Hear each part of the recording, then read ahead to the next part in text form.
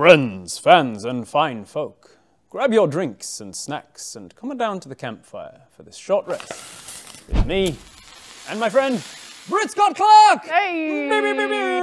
Hey, we're in person. We can actually, like, some of my guests, most of my guests are online. But it's amazing to actually chat with somebody in the same city as me. Well, it's nice to be in a physical space. I appreciate it. Yeah, and it's nice of the guys to give us the entire studio. I only wanted the tavern, but they've given us the entire. Nobody else is here. There's literally no one here. We're like us and maybe a couple of editors are like the only people in the Viva studios at the moment. This so what I'm thinking is we run amok. Yeah. I think we burn can. it all down. Interesting first choice. I think the Bod studio's right next door. We could like write some notes and hide them behind stuff for people to. I do like to do that actually in real life. There's a drawing wall behind the board counter. Yeah. And if you are acting, you get time to do something on a post-it note and stick it there. So there's just like a mural wall. A very little mural of things. I would deliberately try and throw people off, knowing how easily Alan corpses. Yeah. I would probably know what he's doing in a scene. Yeah. And like if he's stacking shelves or something, I'd put something right behind it so that when he moves it, he'd see it and crack out. That's probably my shit. Yeah, that's bullshit I do. So most people have clicked on the video because they know who you are, obviously. But for the few people in my community that don't, let's start with an introduction. Yeah, sure. Kia ora, everybody. My name is Britt. My full name is actually Brittany, but nobody says it right. They call me Brittany, so we shortened it to Britt. Brittany. Yeah, no, it's spelled exactly the same as Brittany. I know it's Brittany because I know another Brit who goes by Britt for the exact same reason. Yeah. Because people call her Brittany, and she's like, it's not Brittany, it's Brittany. Thank you so much. I'm glad there's more of us out there. So it's like Britannia, but with just out the A on the end. Yeah. Is it a French origin? No, my mum, I think it was a pulled out of a hat situation for my name, and then I think they just pronounced it differently. There was no thought. Okay. At least that's what they tell me. I don't know. Fair enough. No thought into my name, no. Do you go by Brittany anywhere? Not anymore. It feels weird to call you Brittany. They also think of you as a Brittany now. I know, and some people will just say it to me like it's an ironic thing. And I'm like, well, that's my name. Oh, so Brittany. Yeah, I'm like, it's not really ironic. But no, not really, just Britt. What else do I say in an introduction, Rob? If they don't know you, I don't know how they've gotten to this video, but if they don't know you, what might they know you from? If they're like, I do recognise a face, actually. Yeah, well, there's a few different things, guys, but I am assuming, based on the nature of Rob's profession, that maybe it's Viva La Dirt League stuff. So probably. I have been in a few campaigns with Rob here as the GM, which has been epic, and then Viva Videos. I also write for Viva, and then if you were in New Zealand or Australia, you might have seen me on TV. So I used to be in Shortland Street for a bit, which is our nightlife. I forgot that, yeah. How long were you on Shortland Street? How long was your run? So I was in 2016. I think I did like 6 months on and off, maybe, or like 5 on and off. But it was pretty sporadic. I was like a decent character, or like a decent guestie, like a supporting side character kind of thing. Supporting side character guestie. She was really there to serve as a introductory plot piece to a big antagonist that came along. Right. My character's dad, was a big antagonist, and he ended up being one of the Christmas cliffhangers, like the big bad guy. For context, I cut you off. For context, for people who don't know, Shortland Street is our soap opera, essentially. The thing that's on at like 5 p.m. somewhere around there. It's designed to be the sort of soap opera kind of TV where they have to be really over the top with exposition and storylines because you're watching it in the background while you're cooking dinner or you're doing other things. And sometimes you don't tune in for like 2 weeks. So you miss things, so they have to be like constantly repeating plots and like repeating exposition and stuff. So in that respect, people look at it and go, "Oh, it's shitty writing. It's a soap opera or whatever." It's like it's not shitty. It's just that is it's a different storytelling medium. That TV's been around forever. Like exactly. Kind of TV is a genre in you have to make that type of medium different to a regular serial that you are going to sit down and watch every week at the same time. People forget that like that kind of TV was the thing for a while there. Right? Like every day you'd come home and you'd watch the same show over and over and over. And it is sort of a rite of passage for New Zealand actors of like when were you on Shortland Street rather than like have you been on it? If you haven't, you're like, oh really? Soon, bro. Your time is coming. And you're sure you're a New Zealand actor? Yeah. At some point, have you like been standing in the right places? I did a stint for I think only 3 episodes or so, but I was a plot reason for, they wanted a new set.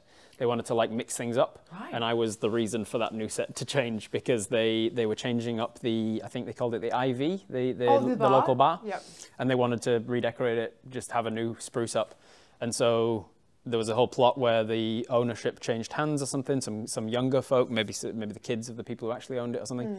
They wanted to get in some builders to help out. And they did it on the cheap, and they got me and my dodgy brother in to do the build. And I was an Irish guy. I was an Irish accent and that. That feels a bit like dodgy Irish builders. Yeah, it's a little on the nose. Dodgy Irish builders. They got him in. They did him on the cheap. Me and my brother ripped them off and did shitty electrical wiring. I think and the Irish stuff. have been through enough. And then they attacked. And then they found out that we were ripping them off and attacked us in like the 3rd episode in the bar. And then fire broke out from the dodgy electrical work, and there was pyrotechnics and stuff, and it burnt the whole place down so that they could revamp it. Very convenient. But it's funny because my brother in the show was actually Irish. Oh, really? And I was not. And he was telling me like my accent's fine and all this. And it was at the same time or similar time that I was playing an Irishman who was a sort of a supporting character in a New Zealand sitcom here called Go Girls. Yeah, old classic. And I was in season 5 of that, and I was playing like one of the main character's boyfriend. She went away on holiday, had a bit of a quarterly life crisis, came back with this Irish guy, as you do. Irish boyfriend from Bali, and I had like this tan lines and stuff, which were ridiculous. And everybody was like, he's a bit dodgy. So there's a lot of New Zealand teachers, a lot of New Zealand television being like, dodgy Irish folks. Yeah. Oh, bless them. That's why, because they all stop in Sydney. Yeah. Before they get here, so New Zealand's like, to the point where people started thinking I was Irish, and like actually, like I got a couple of jobs after that because I was the Irish actor in Auckland, and I was like, I'm not. I'm just good at the accent. On Go Girls, after about 3 or 4 episodes, one of the writers came up to me in the green room, the trailer or whatever, and started asking me about Irish slang. Oh my gosh. And I knew a bit about Irish slang, so I was kind of helping him out. And then he goes, and what do you call the police in Ireland? And I was like, what do I? Oh, do you think I'm... And I dropped the Irish accent at that point, because for the first couple episodes, I was staying in it outside of takes. Oh, yeah. Just kind of, I find it easier. I kind of find it easier to just like turn, because it's like putting a watch on. When you first put it on, you feel it for the first little while, and then the sensory overload or whatever, your brain goes, that's not important sensation right now, I'm going to turn it off. But if you keep taking it off and putting it back on again, you're constantly going to be aware of it. And so doing the same for accents, I find whenever I'm doing a voice, if I just stay in it, then I can get used to it, and I'm not second guessing it. It's what they tell you to do that before you go into an audition. Exactly. Yeah. Get used to actually playing the accent. So I did that on set, and to the point where I was like, oh shit, now some people who didn't know me before just think I'm Irish. And they're like, God, he's just been feigning Irish accents, like he's like trying to rip off the Irish. And once I realized that was the case, and I was like, oh, I guess that's good enough, a good enough indication that I can do it well and passably. And so then I just turned it off between takes, because by that point I could turn it on and off like a light switch, just like my Yorkshire accent. My natural Yorkshire, I can turn it on and off because it's so natural to me. See, I don't even hear I can go right into it anymore. Like, I can go right into broad Yorkshire. Like when I first moved out here, I'd speak more like this, and crazy. I can turn it on and off again easy now. And I can do the same with Irish now. I can just turn it on and off without even really thinking about it, because I've done it so much and done so much work on it. So I was like, okay, I'm comfortable doing it. So then on set, when I wasn't in Irish anymore, a bunch of actors were like, why is Rob doing a weird accent when he's not in character anymore? Yeah. Bizarre. New Zealand TV, it's a small industry. So small. It's really small. And Shortland Street is like the training ground. Like we were just saying, it's you want to get on Shorty because it gives you an idea of like how it'll be the fastest you've ever worked on TV. Oh God, it's fast. You'll never work faster again. Maybe they're churning it out. They work pretty fast here. I was speaking to my friends over at Deerstalker Pictures, the ones that do the One for All skits, and they were talking to me a year or so back, and they were like, we were talking about skits and how many, it was when we were doing D&D Logic season 1, and I was showrunner for that, and they were asking me about how many episodes we were filming in a day, and I was like, we aim for about 3. And they're like, what? Oh my God. Like 1 episode takes us 3 days, and you're doing 3 in 1? Oh, that sounds good. Doesn't that sound nice? I mean, theoretically it sounds nice, but I think now that we've been like broken by shooting like Viva Speed, we'd be like, oh my God, like we don't need to do this thing again. You'd be like, why are we coming in again? Didn't we get it all yesterday? Yeah, so funny. Yeah, Shortland Street's fast, man. They were churning things over. Basically, if you finished the take and nobody fell over and no set fell down, you keep going.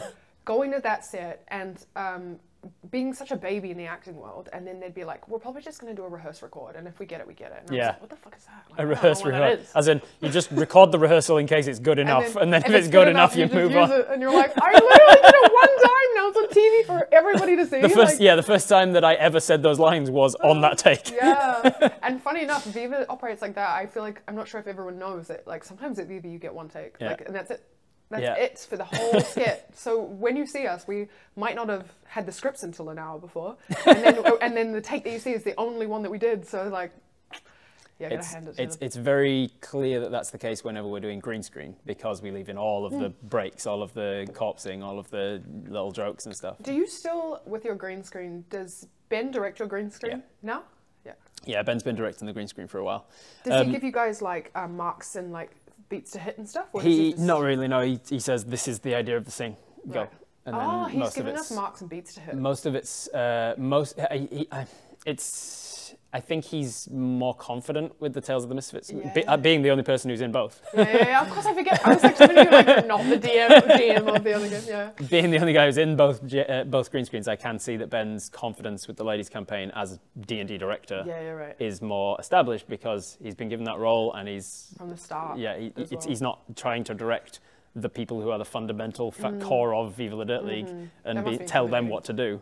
And tell them how to be funny and stuff. So there is a little bit of difficulty when it comes to like, but I've written it this way. Could we maybe hit this? Yeah. Could we maybe hit the comedy? What the difference was there? It's funny, hey. There is a difference, yeah. I love it. But yeah, it's fun. It's a fun process to be that fast filming, because you don't get a chance to dwell on like did I really do? Can we get another take? Could I do it again and again and again and again and again? Yeah, I saw the other side of that when I worked on a medical drama in another medical drama, ironically. This time I was not a patient, I was a nurse, but I worked on one in Aussie. It was called Doctor Doctor. It's on the 9 network. I think it's like online and stuff. But that was like a lot of intense rehearsal, because there was some the choreography for medical scenes, like high pressure medical scenes, was so intense. Like having to follow real ambos from outside, bring a patient in. You're doing a procedure. You have to like emulate what the procedure looks like learning the physicality of someone who has been doing something for years and learning it in like, I don't know, like 4 hours before. Like the blocking, so we got way more time on that, and I did appreciate it in the high pressure situations. Yeah. I think you need it. Yeah. There's sometimes when, like, it's one of the things I love about acting is that it's so varied about all the different types of acting there are, and all the different types of things that you can sort of excel at. I found that majorly when I started doing Dungeons & Dragons for a living. I'm like, I excel at small scenes of taking on a role, giving something, like taking on what would be a surface role, giving it a little bit more depth, acting it for a scene, improvising around it in that character, and then kind of moving on to something else. I found that the Dungeons & Dragons level of acting is my perfection. I am also very good as a stage actor, and then I found through doing New Zealand stuff and trying to pursue like screen acting that I'm not good enough to make it as a screen actor, I don't believe. I feel like it's different here than it is otherwise. You think? Yeah. Because one of the things I don't like about how I approach acting for screen rather than stage is that on screen you've got so much technicality to be aware of, and you have to somehow separate that. You have to be in two minds. You have to split your mind down the middle and be aware constantly of, if I'm here, I'm in focus, and if I'm here, I'm not. And if I'm here, I'm in the light, and it's hitting my face nicely. But if I turn my head this way, it's not. And there's, especially for like extreme close-ups, and there's so much technicality that I'm like, I can't be aware of that stuff, and then also just be fully in the role. Whereas on stage, there's a lot more movement of like, if I feel in the moment like I need to stand up and walk across there, I can do it, because everybody in the theatre can still see me, and my audience partner, my scene partner can still be with me and stuff. Yeah, I feel like it depends what crew you get to, because some people are so, they're such a well-oiled unit that if you want to do something like that, they'll move with you, they'll focus with you. Yeah. There's definitely different actors that I'm sure will just be like, I'll do what I do, and you have to find me on camera. You have to work with me, find the light, move the lighting. A-listers are very like, I'll do. I mean, some of them I imagine are like, I'll do what I do, and you guys catch up. Like catch up, get it on camera. Yep. It's funny. So how long have you been an actor? Were you an actor your whole life, or was it like a change to acting from something else? It's hard to say actually. I always had the gene. I think I'm sure you have the same with D&D, where when you're a kid, you're making up lots of stories and like imaginative play is quite intense and you're doing all that kind of stuff. So I was into that. I have a vivid memory of being in school at like, I don't know, like 8 and being like, right, I've got a scene that I want to do today on the playground. So there's going to be monsters that we're going to be hunting them, and I've got to set this up and tell everyone what their parts are. Yeah. And then coming in and being like, you do this, you do this. And I remember like the euphoria of getting like 20 kids to like engage with it. Yeah. And being like, yeah, like it's working, and I did this, like it's me. So Britt's like sitting up laughing. Yeah. Essentially laughing as an 8-year-old. And then did some plays and stuff in school. We didn't have a large theatre department where I was growing up. I went to a lot of country schools, so there was like not really any school plays or anything. So the first school play I did was in intermediate, and I was a munchkin in The Wizard of Oz, and we did it at the Bruce Mason Centre.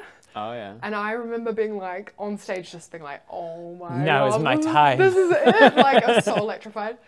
And then I loved movies as a kid. Like I always wanted to be an actor. When I would watch, like I always say Cheaper by the Dozen is one, when I'd watch all the kids having fun with like Steve Martin, and I'm like, oh my god, that looks like so much fun. And then Harry Potter was a big thing. Yeah, I was just gonna say Harry Potter was huge for me, being like, well, if I get into the acting now, then by the time they film the 6th movie, I'll be old enough to be. And I remember going through the 6th book and going, who's an actor that would be, who's a character of the same age that I could play. And maybe I can audition for that guy, and then that scene never got in. I remember when Luna Lovegood came out in the books, because she was introduced in, what is the third one?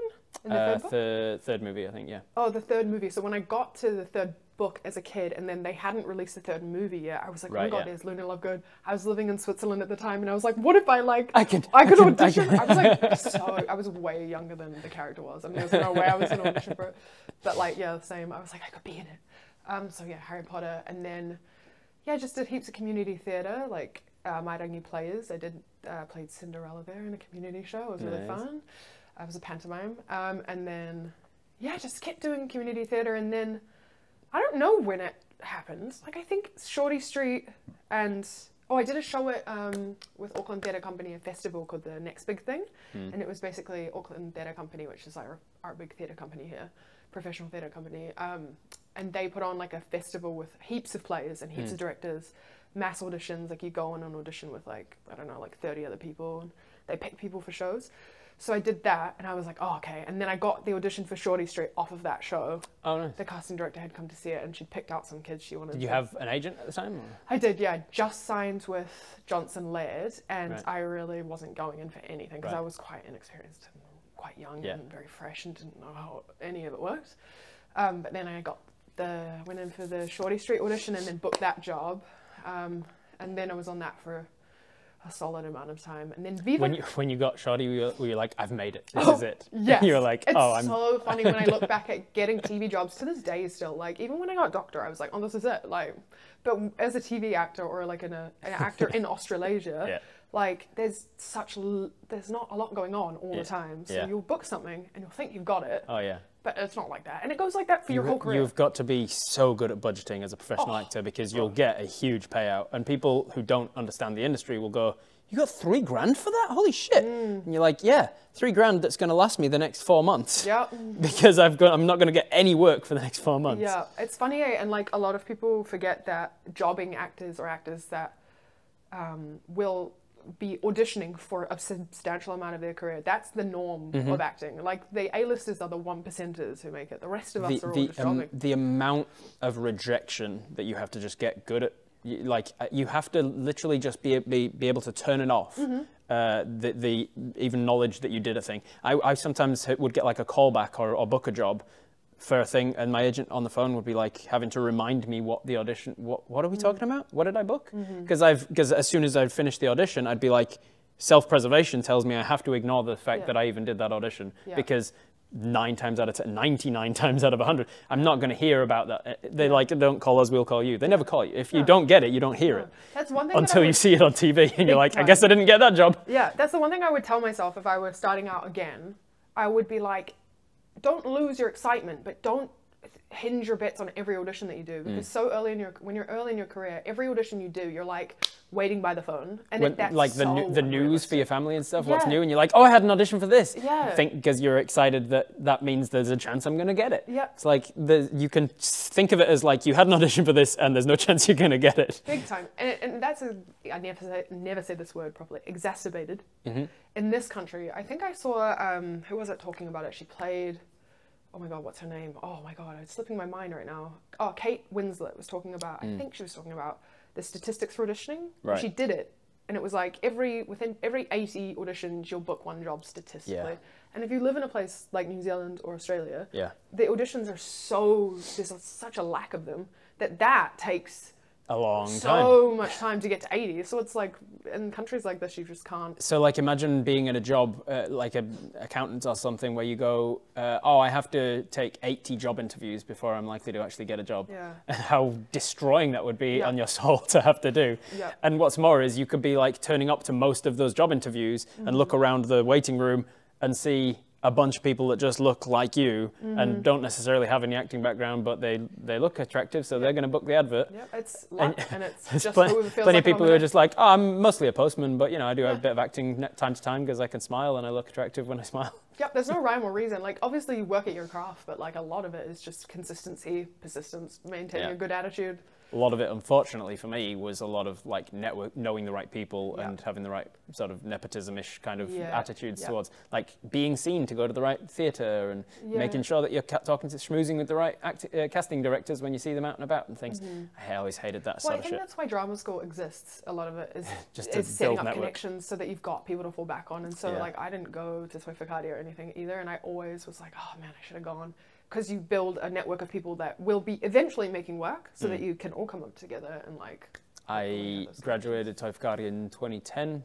I couldn't tell you a single thing anyone from Toifakati is doing. Also a valid experience though. Yeah. They talk while you're there about like, oh, 80% of our graduates are still working in the industry. It's like, in what capacity? Because I don't see any of them. And most people, whenever I catch up with like a handful of them once in a blue moon, I'll ask them, oh, do you hear anything about XYZ? And they'll go, oh, I think she became a teacher maybe, or I think she did this. Or well, the people that are working here... I think she moved to somewhere to try and get a better career. Yeah, absolutely. So many of us leave. The people that are working here are making their own stuff. Like that's consistent. You see people doing well. They're working in multiple facets of the industry and they're making their own stuff on the side. So it's like you have to do everything and be everything to do well in this country at least. So your acting career, did you see like success from the Doctor one as well? Like, was there like that did lead to anything more? Or? Yeah, I mean, I definitely was auditioning a lot more in Australia, but then I came home because I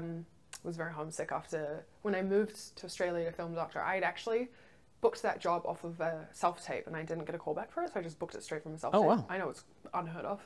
Jeez. So bizarre. And then I flew straight. And you moved there for that? Yeah. Like you were here self-taped and then went over to film it? Yeah. Flew to Sydney, lived there, and I was living alone in a new city, and I sort of didn't, the only friends that I made were on the show and stuff, they're awesome people, but like, it was quite lonely, and I was quite, it was my first time isolating, living over there alone, and then I came back the next year for the next season, and then after that, my character's arc had wrapped up, and so I went home, and I probably could have stayed in Australia at the time, but I came home, and then... Was this like teenage? No, I think I was playing around early 20s. I was early 20s and playing around early 20s. And my character was a Kiwi nurse, so I played my own accent and stuff, which was nice. Yeah.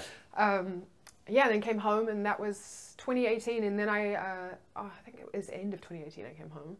And then that next year, I was like keen to go to do some big travels and go overseas. Yeah. And I spent the whole year sort of prepping for that, and then moved overseas. We see where it's coming. And end of 2019. I love whenever I'm talking to people and you can see like a timeline that they're setting out for you, getting closer and closer to early 2020, and you're like, oh, and then I was setting this up and I was getting ready to do that. And yep.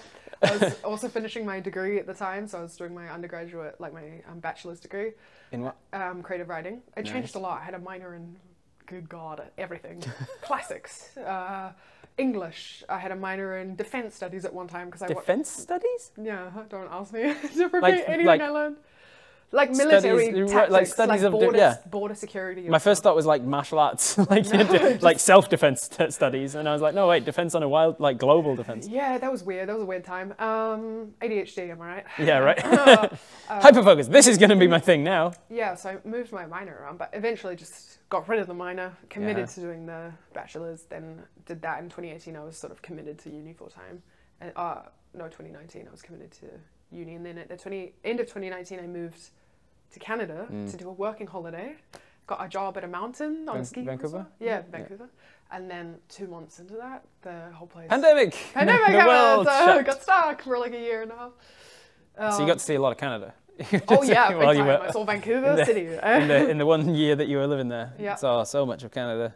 Vancouver City and like some of Delta, because I ride horses, and like the barn that I was riding at was like an hour drive, so that was the one thing we were allowed to do for a bit. Are you a horse girl? I didn't know. You didn't know? No, I didn't. I don't try to crowbar that into every D&D session that we've ever done.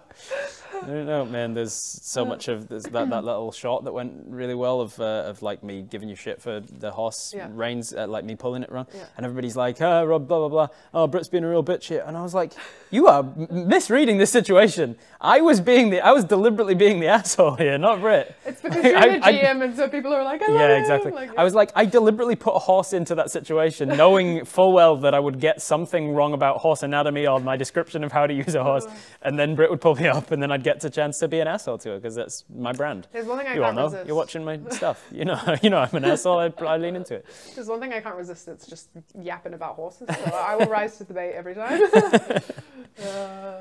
So you were in Canada, pandemicing. Was there any acting work happening? Oh, you know what? I did get an agent over there initially. Okay. They were great, and I went on one in-room audition. I managed to get one in-room audition for that one show. God, it's like a disaster movie, TV show. It's like I can't remember what it's called. So I went in for that, and that was fun, and I was really excited to be there, because they make heaps of stuff over there. But then Vancouver's Hollywood North, right? Yeah, it was really cool. So that was fun, and I was like, as a happy accident, I'll get to like work on a mountain, get freebies, go skiing and all that kind of stuff, go traveling, maybe go over to Seattle and like see some of America as well. And then one audition down, and then like 2 weeks into a job, and then everything shut down, and so I was like, ooh. And then I started streaming, and that's when you took up Twitch? Yeah, Twitch, yeah. But I wanted to do it before. Rowan had continuously asked me to do it. He was like, do it, you'll be really good at it. And then I just didn't know the technology side of it was quite difficult for me, I think. Yeah. But eventually got into it, and it was really fun. The early days of Twitch streaming, what were you doing? Good question. That was sort of Among Us time. Yeah, it was Among Us. The Fall Guys. That was big really around that time, right? Yeah, Fall Guys, Among Us. I think just chatting streams. I think playing, like, we did Raft a couple times. Oh yeah, Raft. We did some Stardew Valley sometimes too as well, which was always fun, because we would be I would be chasing down the ones that you were trying to seduce and telling you the wrong things to give to them. You were trying to give Elliot some stuff, and I was like, he really loves salmon berries. And you give him the wrong thing, and he'd be like, ugh, this is gross. Why would you give me this? Meanwhile, I'd run behind with a pomegranate or something. I've never quite clocked Elliot, like, still to this day. He's easy once you can get yourself a duck, because duck feathers start coming in, and he loves duck feathers, or a pomegranate tree. Yeah, he loves those. Man, I love Stardew. So I was playing last night with one of my partners. What was I going to say? Oh, about streaming and things. So it's around that time that we started the D&D channel for Viva, because we had great success doing the first Descent into Avernus. Yeah. But the response was like, the people who loved it really loved it, and the people who didn't were like, half hour comedy. We don't. Was that on the main channel? That was on the main channel. That's why you guys started. That's why we started the second channel. So let's jump back from the start of the pandemic back to you starting with Viva. So like you were acting in New Zealand. I think Shorty was happening. I was sort of auditioning, doing theatre, heaps of community theatre. I did like. So your stuff with Viva was before Doctor? Yeah. Right. Yeah, before Doctor. And yeah, I think I chatted to Adam. I had started my own YouTube channel. So I actually still to this day have a YouTube channel with like 120,000 subscribers, but I just don't do anything. What the fuck? You got 120,000 subscriber YouTube channel? What were you doing? I got a plaque from... You got a silver... Because I don't know what to make, and I'm someone that's What was on it? What were you doing? Vlogs. I did heaps of vlogs, but I just... What is it called? It's just Britt Scott Clark. There you go. There it is. But there's nothing on there aside from one Among Us video. So good luck. And I edited that myself. So, and it's actually kind of good. Like the editing's funny. I did all the zooms. Put it in the cards up here. Link to it. Yeah. So lots of stuff. I did some gaming videos. I did lots of just piece to camera chatting videos. But I just wasn't really like I was really into vlogging back then. I have less passion for that kind of stuff now. So unless I'm not really doing anything interesting. You know? So I'm like, most of your time is spent working with Viva, for Viva, at Viva. Yeah, and so unless I was making short films and stuff, I don't think that I'd utilize it again. That's just, I don't know, we'll see. If there's a way to do vlogs in a way that was less about me and more about the experience of a day, I'd probably do that. But yeah, so I had that YouTube channel, and I think Adam had seen my acting page maybe up on my agents. I'm not sure, I've never asked him actually, or my YouTube channel, and they wanted to film some Zelda skits, which they never actually got around to doing. Right. Yeah. And so I went into NZME, I think it was, and had a chat with him, and he was kind of telling me about Viva. And then maybe a couple months later, I went out to Howick and filmed a couple of those very early videos. The early stuff with the female armor, maybe. Oh, that one came after, but I think the first one I did was burning the maid one alive, where Greg's floating with the maid. Yeah, that one. So yeah, that was 2016, I think. Early 2016. Early days. Yeah. And they just kept getting back in touch, being like, "You want to do some more filming?" Yeah. Well, they used to be very like sporadic. Like sometimes they'd be all over the place. Yeah, they'd be filming like once every month almost, or something like that. Yeah, it was odd weekends here and there whenever they'd kind of put it together. They didn't have like a shooting block. Yeah. I mean, that was way up until they got Zahn as a producer that they finally started getting like shooting blocks. They only got Zahn as a producer after Balin's. And like when I left to go to Canada, they didn't have Zahn. And so I came back and Zahn was like working here, and I was like, you were like, oh, it's a production company. It was so, when I tell you going to set, that first time going to set when I came back, I was like, what the fuck is this? Like, why are there so many people here? It was so organized. It was crazy. Yeah, so I was here throughout the sort of transition, because when I first worked with them was my very first board episode. I think the very first one that I did was locked out of the store, and like I came to buy some. Did you come through as an actor with them? Is that how you? No, I started with D&D stuff. Yeah. Then they got me into a couple of the board skits. Yeah, yeah. But my first sketch with them, the first skit for the main channel was the board stuff, because I think that went out. Maybe the D&D stuff went out on the channel first. I'm not sure the order of things, but the first board episode that I was in was just out on the street, and it was they they shot it just because they were locked out of the store one day, and they were meant to be filming at the. I know that they were meant to be filming at the store on the Sunday or whatever, because Sunday Playtech was shut, so the owner would just allow them to open up and shoot in there. But for whatever reason, the owner was like, you can't shoot there this weekend because I'm out of the country or whatever it is, whatever reason. And so they were like, let's just shoot there anyway, but not inside. Let's just write a couple of skits to being outside in the car park. That's hilarious. And I think they filmed 2 skits that day. They filmed the one with me where I turn up to buy some headphones and the store's shut, and he's like, we can still do business. And he forces me to give him money, and then forces Adam to like serve me. And then he's like, I'm like, can I get my headphones then? He's like, we'll give them to you when we're open, fuck off. So that's so good. It's a good skit. And then the other one I think they filmed was like Alan driving into a car park and Rowan telling him, that's my car park, and forcing him to reverse out or something, just because they could utilize the car. And the whole thing was, there were just the three of them and me, and whoever wasn't in the scene was filming it with the camera. Yeah, I was the camera guy for some of those shots.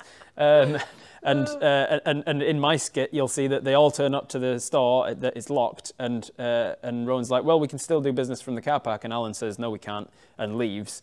And the only reason they wrote Alan out was so that they could have someone to hold the camera when I arrived.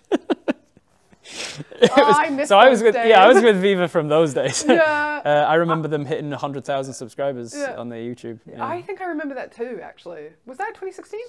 It would be 2018, I think, from memory, because I think that's the year that I started working with them. I think that's crazy, because I could have sworn they had more subscribers back when I was started, but I guess when you were back then, you think so, because it's a large number. It's huge, back then, and that's back when there were only a few kind of titans on YouTube, like there were less. Big names. Yeah, so been with them for that length of time. You started getting involved in the other series they do as well, the Board, the Epic NPC Man. Yeah, Board took a while. I'm so glad I'm on Board because Board has been my favorite series from the get-go, to be honest. I love a retail comedy and I love because you were in Board as like a guest every so often. Like, once I was in it as a guest. Oh, was it just the once? Yeah, the one time. The one where it's like hot girl enters and Rowan's like everybody else can't talk to you. Yeah.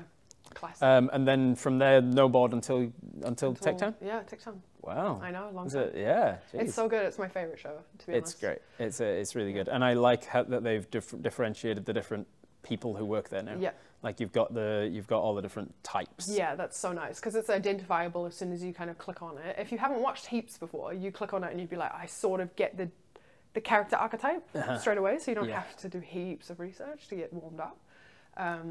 Yeah, I like it. And that was the first show I actually wrote for as well. So when I got back from Canada, Alan, I think, was like, oh, you should write something. And I sent him something and it was 17 pages, which, by the way, I was like, I thought that was like normal because I'd been writing like long form stuff in uni and I was like, oh yeah, I'll give them this. And then he was like, no, like we have 5 pages maximum. Maximum. It was so page a minute. What? Page a minute. We're doing sketch comedy here. But yeah, shorten it down. And I think the first one that I wrote was the one that Phoenix is in Board. The first time Phoenix is in Board. When she's introduced as his niece and his niece, turns out to be a little bitch. Yeah. That was fun. That was a good one. Yeah, it is good.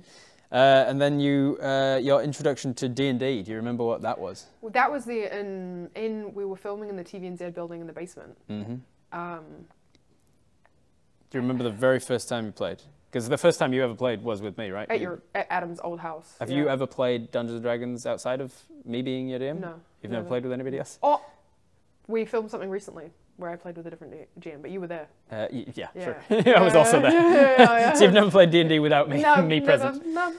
The very first time you played, yes, it was at Adam's house, and it was not filmed. No. It was just a very quick one-shot that was designed to introduce you to it because we'd got the funding for doing the Descent into Avernus miniseries. Yeah. So the way it worked was a good friend of Viva's and mine, Spidey NZ, Mike. He is a good friend of Adam, has been for years. He met me through board gaming. I was at the Cakes and Ladders board game shop. He was there with one of his board games. He needed an extra player and was like, you want to join us? Is that how you guys met? Basically, that's crazy. So I joined him for a game of Imperial Assault and we got on really well.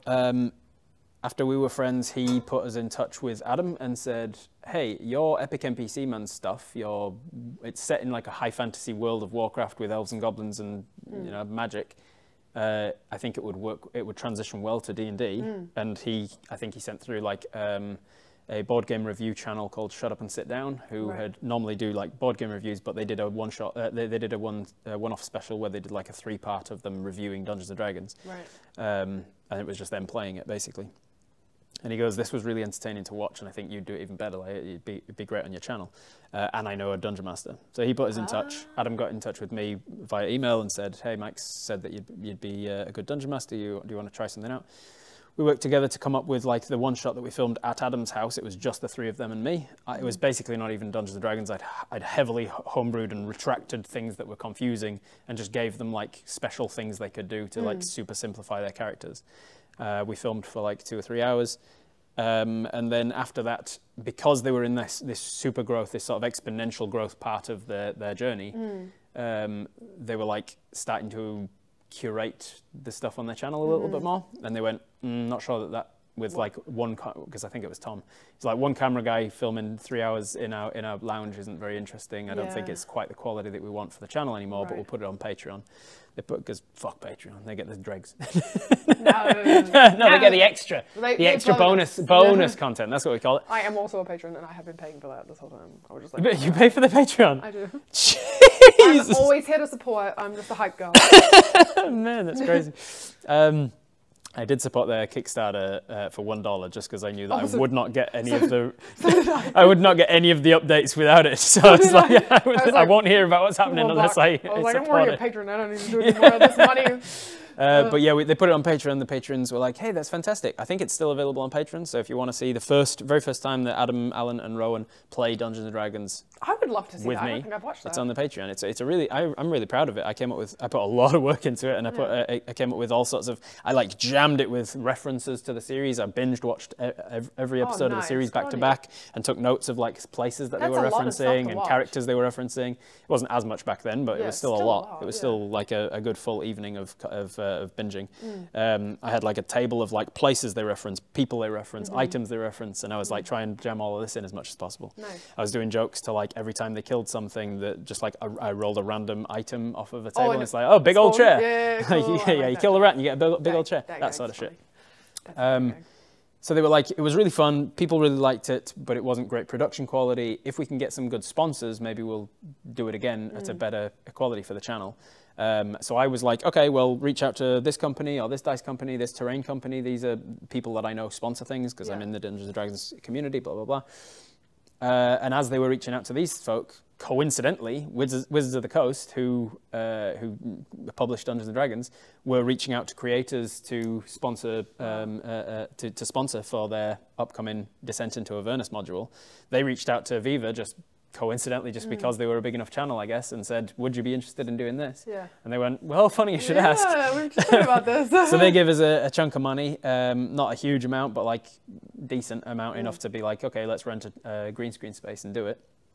And they were like, I think that they and I got in discussions about like who should join us then, because it should be more than just the 3 people. If we've got the budget to do it well, D&D works best with about 4 or 5 people. Yeah. And I don't think I was involved in the decision making, but obviously for gender diversity, maybe something like that, or just because they were working with you for. They didn't have like too many people. Yeah, they didn't have a lot of people back then, so like, I mean, that's probably why you slipped under the radar, slipped into it, whatever. Also, I'm willing to laugh at their jokes. Yeah, you can pretend like they're really funny. No, lean into things. I love them. I think for whatever reason it worked out really well that they brought you on board and they said Britt's going to join us for this. I think that's when we met. Yeah, I remember, was like Adam's house. I think it was.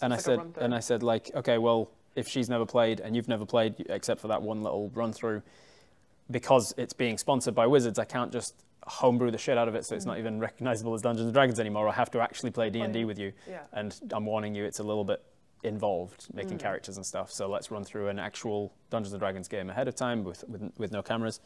So we did that in Adam's kitchen. I remember that, like a little one shot. Was that before or after the first season of Stranger Things? I wonder how much context I had into D&D at that point. Yeah, I don't know. Probably not a lot. Yeah. I think it would have been before Stranger Things. Wow, okay. We could obviously find out because I know the dates of the various things, but I'd have to look up Stranger Things. Stranger Things for me was like, oh, like, no, I get it now. Like, right, yeah. We played it all together, and I love role-playing in general because I did it as a kid, like with fan fiction and role-playing forums and stuff like that. But the game for me, I was like, what? I was like, fuck, like, this is so much to think about. Yeah. And then I realized that people do it over an extended period of time by watching the show. I kind of understood. You were like, oh, it's not just like a game and then a game and then again, it's like a campaign. Like in the real ongoing world, things. Yeah. People sit down like, I don't know, like once a month or like however often they can. Sometimes people do it twice a week. Some folk I know do 2 or 3 games a week. Other people I know do it like 3 times a year. I could get into doing a game a week. Like if it was just like a Zoom thing, maybe you didn't have to go to someone's house. Yeah, for a lot of people, it's their defining hobby. It's like, I've got my day job, and then on Fridays I meet with my friends and we play Dungeons and Dragons and have pizza and whatever, and we do that every week. And some folk are like, the story's so important that if any one person can't do it, don't do it this week. And other people play like, I've got plenty of people coming, so like if you can't make it, nobody will go on without you, and we'll just hand wave that your character's not there. So there's a million different ways to play. Yeah. So we played the test game, I suppose. And then the very next time you ever played Dungeons and Dragons was Descent into Avernus. It's been the theme of my D&D experience, to be honest. It's like not playing it for a long stretch of time and then just 1, 2, 3, every like 2 months apart, 3 months apart. I'm like, oh my God. Yeah. The thing I've noticed about your gameplay is that I think you have a real good eye for being a dungeon master, because so it's collaborative storytelling. Yeah.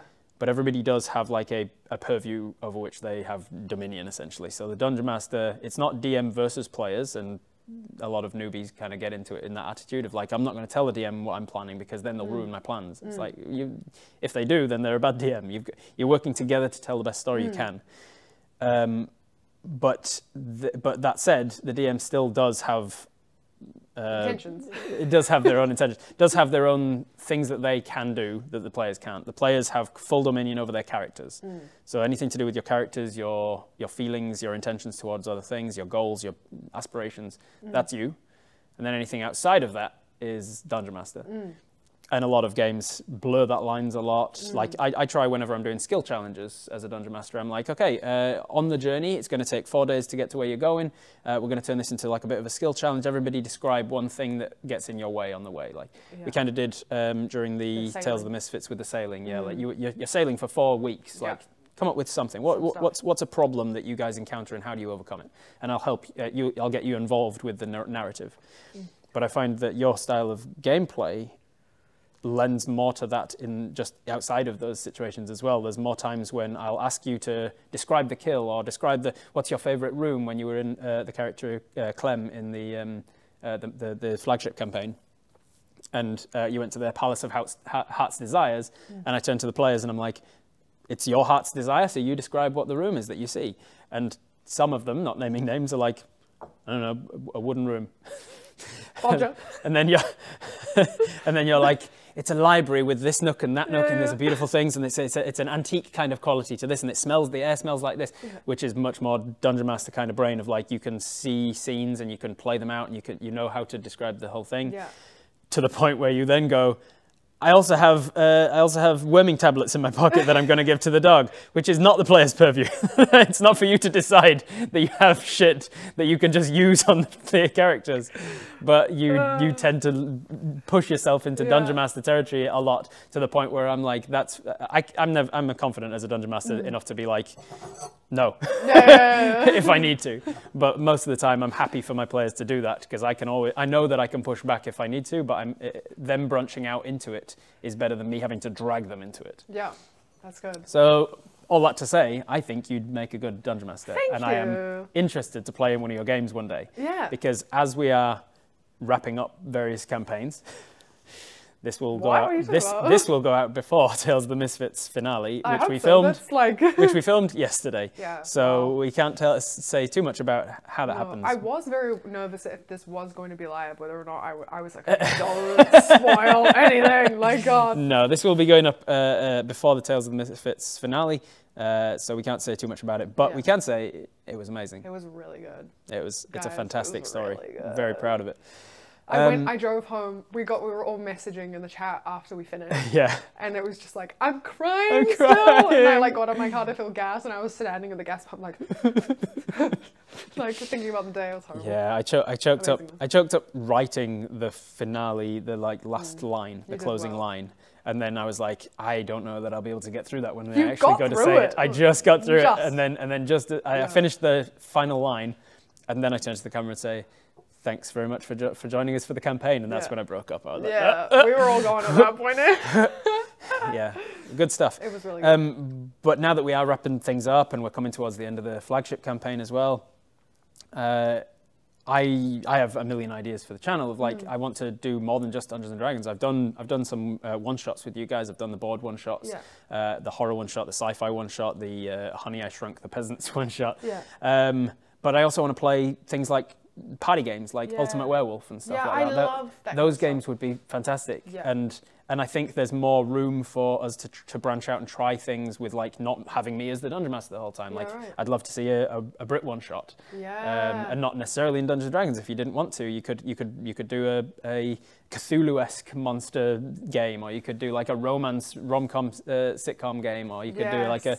You know what I would love to play is, I think I talked to the girls about this, but doing like a Regency era comedy. Right. Yeah. Like a ball, sitting at a ball, and just having to navigate like the horrible people at a Regency ball or something like that. Like yes, and yeah, very political intrigue, social subterfuge kind of things, where you're like rolling attacks, but they're not physical attacks. They're like snide remarks. Yeah. How snide is your? How well do I do in this dance? Like does your sort of look down your nose have any effect on him? Oh, he sees it, and that hits him real hard. Yeah, it feels real good about that. Or like a mystery. Like I like small town mysteries, or some of my when I used to be on role playing forums, I would always do like a big fantasy world with dragons and stuff like that, or I would pick a small town role playing forum that had real classic tropes like the diner and like the postman would come around or whatever, and then you'd have like mysteries involved, and you'd go into like the little sections of the forum and you'd write an essay, and then someone would come and reply to that essay with another essay. Right. And so it was all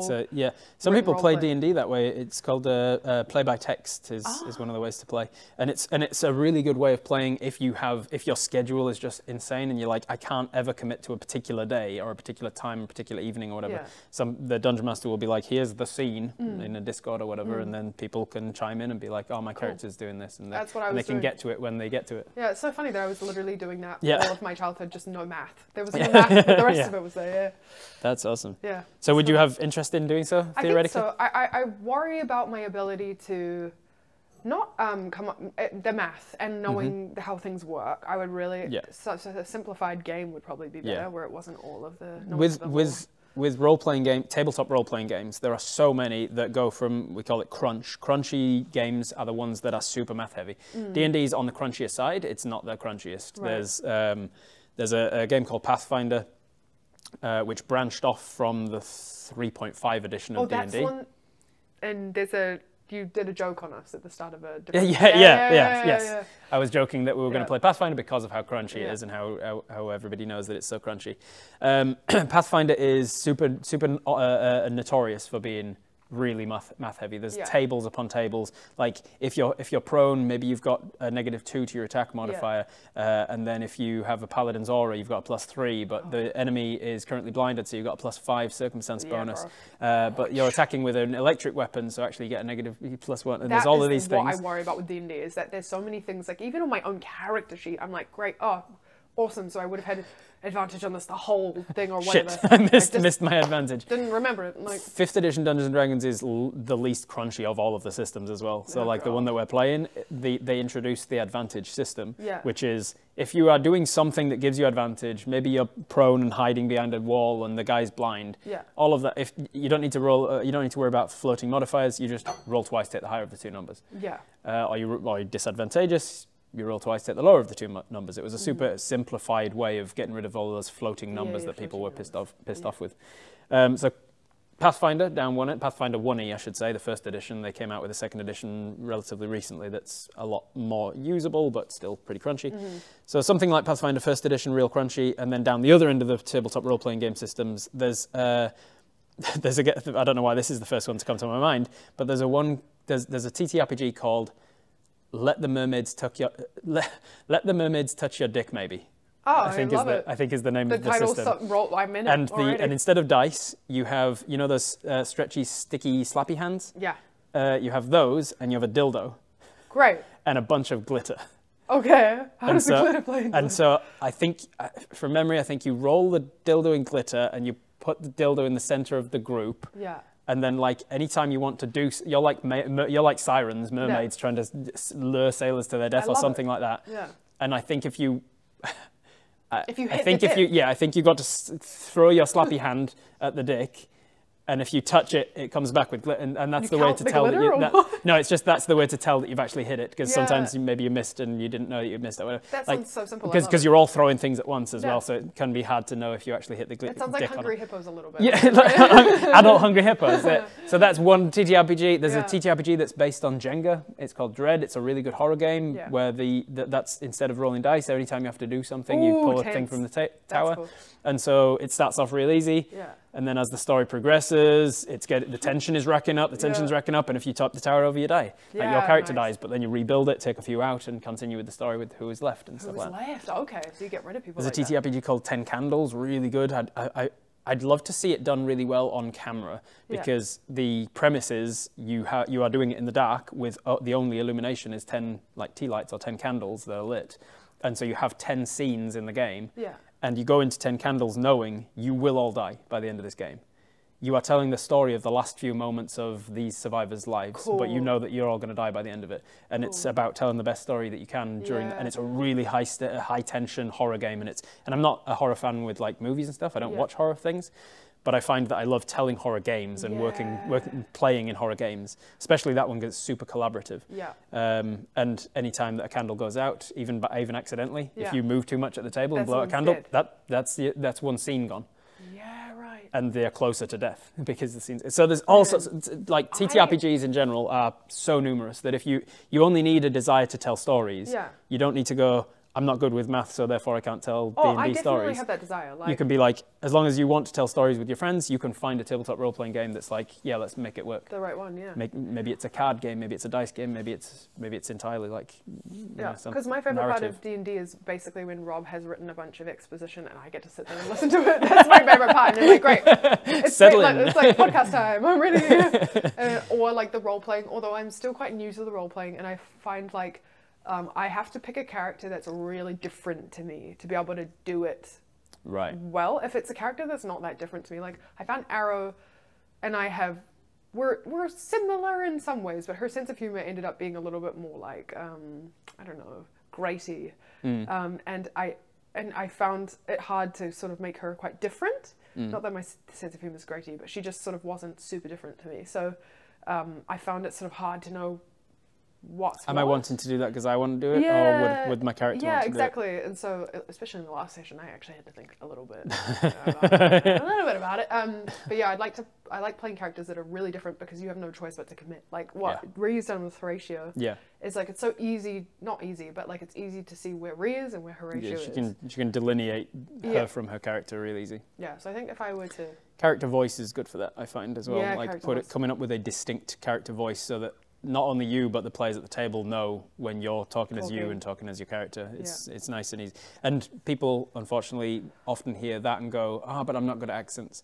Like, accent is such a small part of a voice. Pitch, the way that you talk, the vocabulary, even like your body language at the table, like where if you slouch back and you move your jaw off to the side, suddenly that's a character. There's only two very small things I've done with my body, but it suddenly changes everything from if I'm then sitting up and say, I think we should do this, this, and this, and then my guy says blah blah blah blah. There's a lot you can do to help that distinction, which, as you say, makes for a long way of like getting into the character. Yeah, and I think with the Viva thing, like still been quite new to D&D because the only D&D like we were talking about before is the stuff that I've played with you guys. Is I feel like my characters are always quite close to me, so or at least like they're not very big characters, and I would like to at some point try to do something that's like very different to what I've done in the past. But I'd also like to learn how to commit a little bit more because I find it hard to know when you're at the table, when are you supposed to be 100% committed to being the character. And Rhea was a great example of that. Like she full sends it and like commits at the table, and I don't know, like I think Rhea overcommits to it to the point where when she's talking as Rhea, she's still in Southern Gentleman. I love it. So the fact that she's got so much experience in improv and being in the improv spaces in New Zealand and stuff as well. So I think like I would like to learn to be more sort of confident in being the character at the table. Yeah. Because sometimes I don't know if it's appropriate or not, and I'm not sure where to. And that's just a neurodivergent thing. I'm like, I don't know. Ooh, it's breaking stuff. Breaking stuff. Yeah. The neurodivergence of going like, oh, am I pissing everybody off? Well, yeah. Or is this the right time to be the character or not be the character? Or do I have to be myself right now? Like overthinking it. Overthinking. To the max, second guessing yourself. All it's that. Really hard. So you say you'd love to try a larger than life character at some point. Like if we are to play D&D again as maybe not the exact same cast as Tales of the Misfits, because who knows what the future holds. Maybe they want to try bring in other actors, like diversify. That would be nice. If you were to be at another D&D table for like a proper campaign with me. Yeah. What sort of characters and classes and races and species and feats and good question backgrounds and I don't know. This is the problem. That so when you have all of the options, there's too many to choose from. Yeah. Do you know what I mean? Paralysis. You know, actually, Choice what paralysis. I did see that I was really interested in is a class. Oh God, what's it called? It's a witch. It's a hex witch. Okay. Hexblade warrior. Hexblade warlock. Like a hex. Oh my God, what's her name? She's a hexblood. Hexblood. Oh, Hexbloods, the Hexbloods. Hexbonds, I think the Hexbloods. Yep, the Hexblood. lineage, Like the hag lineage. People who have basically that. come from hags in various ways, and you can come up with the flavour for why. Yeah. But often it's like like the firstborn daughter of the person who made a deal with the hag, and you're born with this hex magic. Yeah, stuff. I'd love to play Hexblood. That was actually when we were deciding the characters. It was between playing a Dumpier and a Hexblood for me. I was like, okay, we're not class, but you know what I mean. Those archetypes. That's your lineage, your race, your species. Yeah. And then what sort of so you'd want to go like full caster with that, like proper magic user? I'd love to be able alchemist to, an alchemist that has to do stuff like and be a little bit more involved. And using things. Yeah. One of the great things about roleplay games is that you can play a class that is designed to be like, oh, I'm casting spells from my hands, and then you can just flavour them as like, oh, in order to cast this spell, I bite the head off of a bat and I pour its blood into the thing, and then it explodes. Yeah. You can always flavour your spells however you want. That's what I would like to do, is like have a very like, she's like a... tangible, like I pull a root out of my pocket and I snap the root, and then the goo from the root drips into my hands and I slime it up, and then... She lives in basically so I can live in a cottage in a swamp. that's all of it. That'd be fun. Tell you what I would like to play as well, as I don't think it would last for... I mean, it would if you choose the arcs right, but an evil campaign. Cool. I'd love to run a 1 to 3 shot maybe of like evil characters who aren't chaotic stupid. They're evil, but they know that their consequences will attract attention and stuff. They're just selfish characters who are like, and I know a lot of people right now are commenting like, "Burden the dickheads." they are an evil party. You love those guys a little bit. They are an evil party. Like people have asked me multiple times before, "Oh, what alignment would you put them as?" I'd put almost all of them as evil because of their selfishness and their lack of care about hurting others and stuff like that. Their consequences and things like that. But they're evil because they're evil because they're a comedy group first and foremost, and a lot of comedy comes from undermining your expectations. Yeah.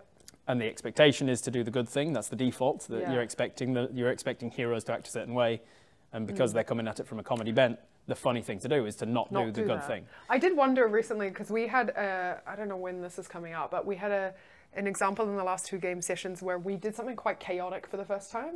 And I think because we've set ourselves up to be good listeners who sort of follow the rules and listen to each other and ask each other what we want to do, that when we did something that was a little bit like annoying, people were like, what are they doing with this? Like, they are derailing the campaign.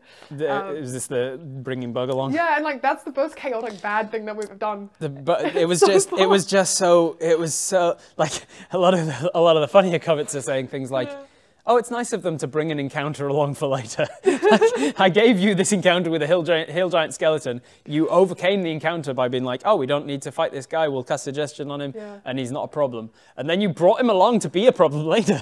I think the logic there was the girls were, because he's attached to Horatio. Everybody's like, this is on you, Rob. You made it. You tied his backstory to Horatio's backstory, so you felt connected. They felt connected to him, and they brought him along. I'm like, that's kind of what I do. Yeah. I'm always going to give you a hard choice.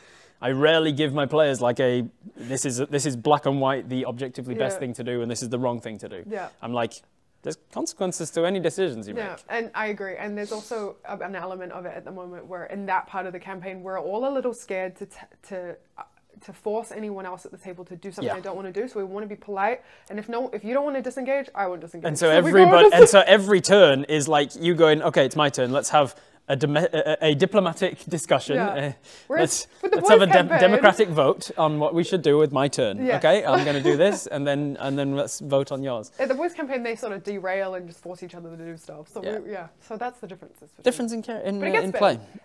We sorted it out. But it would be fun to play a game where the people in it are like monsters, like hags and stuff that are perfectly happy going out and finding people to murder and kidnap and whatever else, and, while also evading heroes as the bad guys. Like I would be playing all of the good guys coming after you, all the adventuring parties and stuff. I would love to do a campaign. This is mostly because I read heaps of books that are set in the Fey realms, but like to do one human goes into the Fey realms and has to survive, and there's lots of tricks and riddles and stuff, and having to I'm a huge fan of the Feywild. I've like done a lot of fleshing out the Feywild in my own homebrew world, because I do a lot of D&D outside of Viva la Dirt League. If you're watching this because you're like, oh, someone from Viva, I'll click on that. Outside of Viva la Dirt League, I'm also a full-time professional dungeon master in my own right, doing things all the time. And I have my own homebrew world, and I've done a lot of work on my Feywild and how the rules of the Fey work and how they're like twisted and you're not sure exactly. I love it. We had I've got an interactive D&D game on Twitch every other weekend called Twitch Tales, where the chat are the ones controlling the main player as the hive mind. Essentially, they all make a decision on what they want to do. For a huge arc of that campaign, they were in the Feywild, and for people who haven't seen it yet, I won't spoil things, but there's things like if you are at dinner with the Fey and you scratch the plate, if you make a scratch sound, you then have to touch the fork to your nose. All those weird little like just weird, things. stupid things, and like you have to take a dab of the food and put it under your chair before you start a meal, because otherwise it's impolite. And if it's the first, and because the Feywild is like constantly twilight and doesn't like ever go to nighttime or daytime. Dinner times like at a weird it's all related to when you last slept rather than when the day is, and so like if it's your first meal after sleeping, you have to sit down from the left side of your chair rather than the right side, things like that. And I just came up with a whole bunch of them, and we worked with the chat like in my, because I usually alternate between Twitch Tales and Twitch Details, my world building side of things, and we flesh out the world a bit more on the alternate weeks. And I was asking my chat like, what are some weird, fucking wacky Fey things that you wouldn't think, like, why is that a rule? But it's a rule that I need to follow, otherwise I can get lynched for it? What is that? Is that really that important in the Feywild? I remember that helping me out a lot it was with Clem. And I was so good until that one time where I gave my surname with the Fey. Like, you're not supposed to give them your proper name or whatever, otherwise they can control you. They got power over you. And I thought I had it there. I was like, my fairy knowledge is no, I was that kind of thing of it's having always to survive fun. Just simple things like don't say thank you as well, because if you're thanking them, that's an implication that they did something for you, which means that now you're in their debt. So it's so fun. I love playing the Fey creatures. People often ask questions like, oh, what's your favorite monster or whatever, but one of the questions I get a few times is like, if you were a monster, what would you be in D&D? And my answer is always Archfey. Like bargains. You just be listening to every single sentence. Being like, oh yeah, I got that one. I'll just come back to claim that later. I sent a baby present for my friend who's about to pop. And basically, I sent it as my Archfey character, the Merry Gentleman, I dressed up in my Merry Gentleman costume and put the wig on and put the top hat on and everything to record the thank you video, and sent that along with the gift, and said, "This is a gift from the Merry Gentleman for your baby, and if she accepts this gift, then I've said it's a gift for your baby, as in like in exchange for your baby."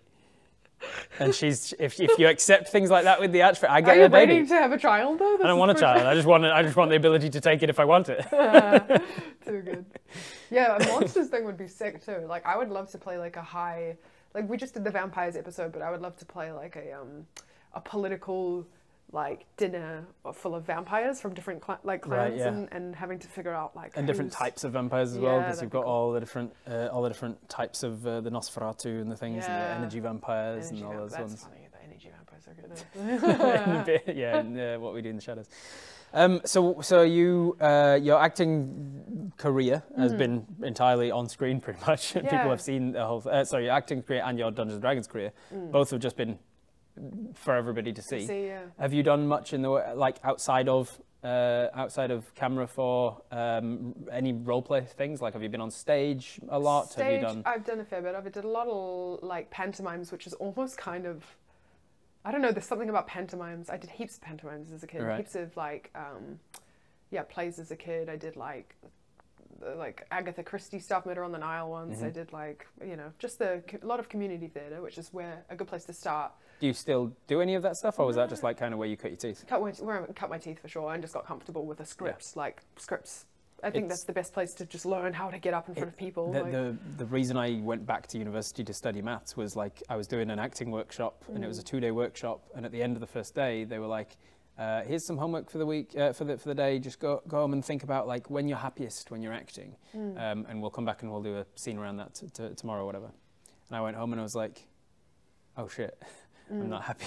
The happiest I was when I was acting was back when I was 15 and doing amateur dramatics, community theatre, like learning scripts and just doing it for a hobby, doing it for fun before all of this networking and things. And I was like, I went by the next day, I was like, I don't think I'm going to be an actor anymore, which is not what you want to hear when you're running an acting workshop. But you know what, that's such a good, like people, there's so much stigma with the acting world of like, when you get into it, like making a choice to not be engaged for even a little bit of time or like a long time, people who are in it sort of look at you like you're a plague that you're going to catch. You're like, oh, you don't like to act anymore, God. Like, I know, your Debbie Downer attitude about acting is going to sap all of my energy or something. It's like acting isn't that serious, you know, it's storytelling is that serious, but acting, like, it's going to be okay regardless of whether you do it or don't do it. Like, you do it because you want to do it, that's the point, not because you want to. So would you love to do like community theatre stuff if you had the time, theoretically? Yeah, I'd love to get back into theatre. Like, I really enjoyed my time on the stage. I think I'd do some more, maybe, you know, in the next couple of years. Viva, I've been pretty committed to making sure I'm around for Viva stuff in the last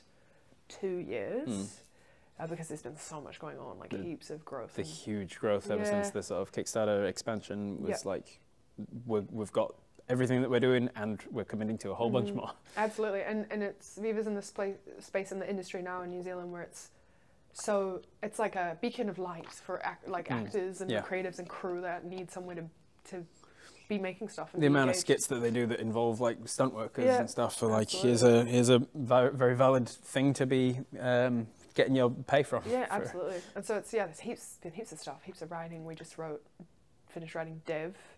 Oh, Dev Logic. Yeah, we finished that today actually. Oh, is that what you were working on today? Yeah, we're doing that final read through for that of all the scripts we've got. So yeah, finished writing that today, and then just been flat out. But I'd love to get back into theatre. And what would be your ideal role? Like if you like lent into acting again and was like, let's try and there's just so many things stretch these acting chops. I would, you know what? I always say this, but like Baz Luhrmann's Romeo and Juliet. Oh yeah. Perfect world for me. Like that intensity and the energy of something like that, and then the language and the characters are so iconic. And then something fantasy, like a big scale fantasy thing would be sick.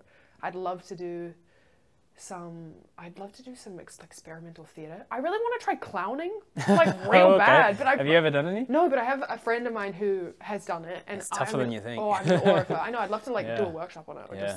I just am all about expanding, like my creative brain. And, that's one thing that I did and do appreciate about Toy was that they would have these weeks of something. So I can say like, oh, I have done stage combat because we did like a week of stage combat, and I have done clowning because we did a week of that, and I've done mask work because we did a week of that. So introduction to those things so that you can say like, I've dabbled, I've dipped my toes in it. Not enough to ever claim to be an expert in any of them because they don't focus on any one thing for too long. But it introduces you. Introductions to these different things like Buffon as well, like all that stuff is. I'm grateful for them for that.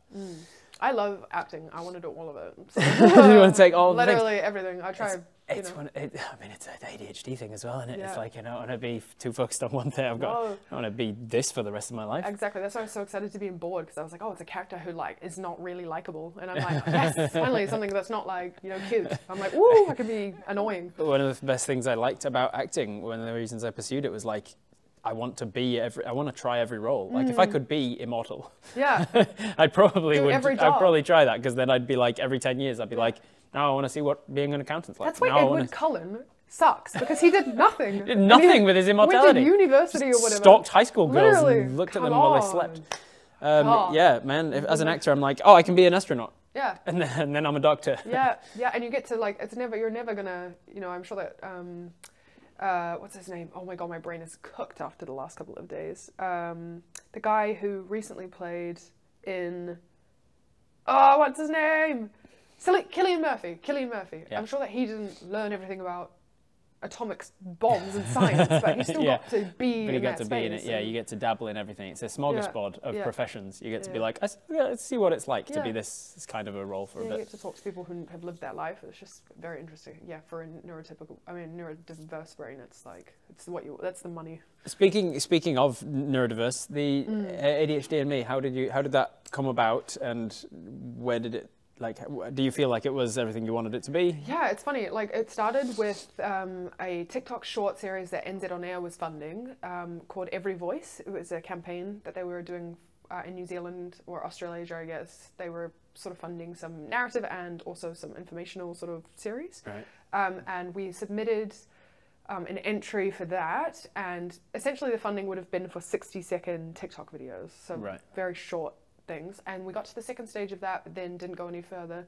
And then the guys, to be fair, I don't think our idea lent itself to being 60 seconds. Like, I really don't think you could have done it. So then the guys offered some funding for us to be able to expand it.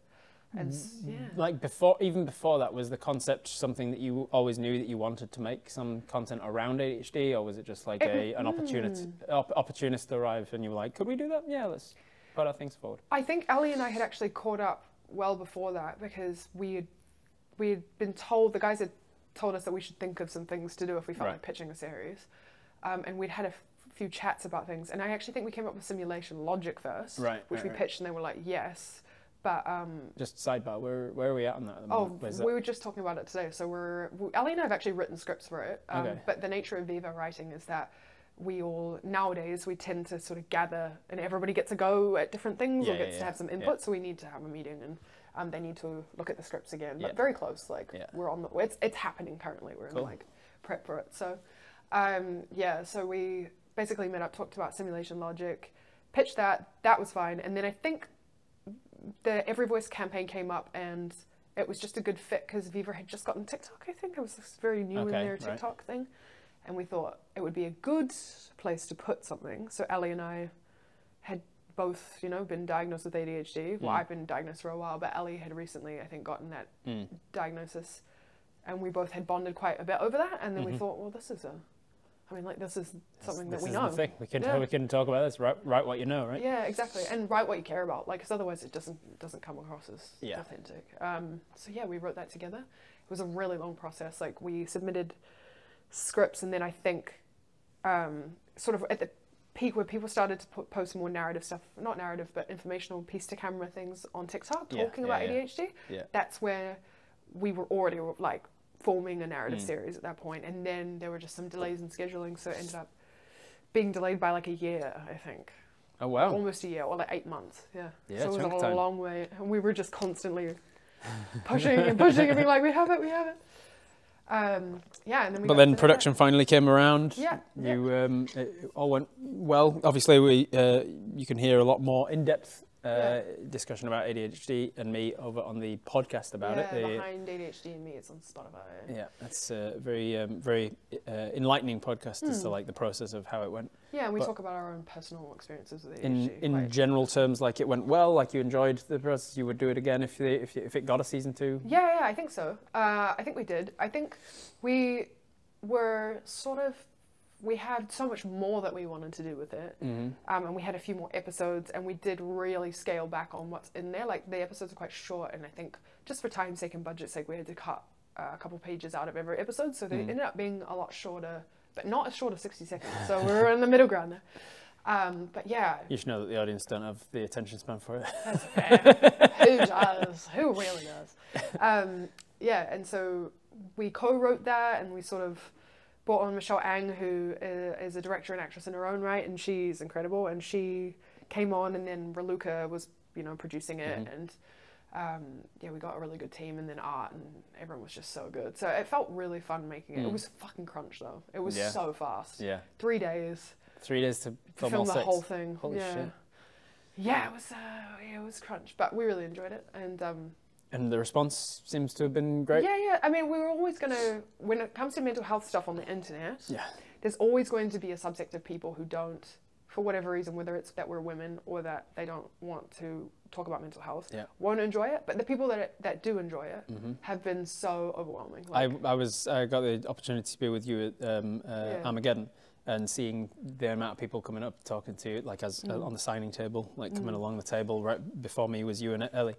And so I saw so many people have been like, that series, it means so much to me, and like it helped me to get the right words to use when I'm going through my my process of getting assessed and things. That's all that we did it for, really. Yeah. So that's the result we wanted, and we got that. I was like, yes, we finally success. Yeah, I know. That's what success looks like. Exactly. You get messages from people who are like, oh yeah, I watched this with my like neurodiverse kids, and you know I sent this to my friend, and she got her diagnosis, and she's so seen by this. Like just last night, Rowan's wife was telling us that her friend over in the UK had been like, oh, pass on my like like respect to Ellie and Britt, because I loved it and it helped me a lot. I felt so seen. That's awesome. Yeah, that's. Yeah. I'm in I'm getting my assessment in about 3 weeks. Yeah. Because about a year and a half ago or something, I was talking to somebody who was like knew me really well at the time, and she goes, something when you got ADHD diagnosis, blah blah blah, and I was like, I don't have ADHD, and she's like, yeah, sure. Okay. Yeah. And she goes, well, you know how we're always talking about how we're so alike, and like how we think so alike in so many ways, and like there's all these jokes about us being the same stuff. Yeah. I'm ADHD, and you think in the same way, and I was like, huh. Yeah. No, I'm not, because I had all these preconceived notions about what it meant, and the disrupted kids and stuff, and I was like, no, and I started watching like TED Talks and YouTube videos about what actually is ADHD, and I was like, okay, so I acknowledge with this, and this makes sense, and this resonates, and that makes sense, and that makes sense as well, and but I mean that also makes sense, this bit, and then this bit also is me as well. Yeah. Fuck. The argument that I see all the time as well is people will be like, yeah, I do that too. But the thing with ADHD is that it's chronic. It's not just sometimes you do it. It's it's everybody does that. Yeah, well, obviously, we're all human beings. Everybody turns on a light switch. But if you do it 16 times before you leave the room because you feel like you can't not do that, then that's a problem. Everybody likes to keep things straight on the desk. But if you have to obsessively do it, then it's obsessive. Then it's a disorder. It's the same with ADHD. Yes, we've got things that other people do, but like if it's a problem, it's a problem. And I think they define it by it's things that happen to you, or things that affect you, that characteristics of your own that interrupt your life consistently over a long extended period of time. Not just like sometimes I'm a bit distracted. Yeah. You know. So I started doing like self-diagnosis tests from like official websites like ADHD.com or whatever, and I was one of them was like, if you score 4 or more on this test, it's worth talking to a doctor about, and I got a 5, and I was like, but maybe I answered the questions wrong, so I did it again. Did it again, and like I was trying to metagame the questions, and I got a 5 again. You're like, what am I doing wrong? So I did a different website's one, and I got like above a 20 something, and that was the threshold, and I was like, okay, maybe I should think about this, maybe I should talk about it. And then since then, all of my, like I spoke to this about to a different friend who's known me pretty well as well, a guy I do board gaming with, and he goes, he said something about us being ADHD, like including me in that, and I was like, technically, I don't want to say that I'm ADHD without a diagnosis, because I don't want to detract from somebody else's experience who has officially been diagnosed with that. So I was like, you know, I'm neurotypical until proven otherwise. And he goes, look, you may not have a diagnosis, but you have been peer reviewed.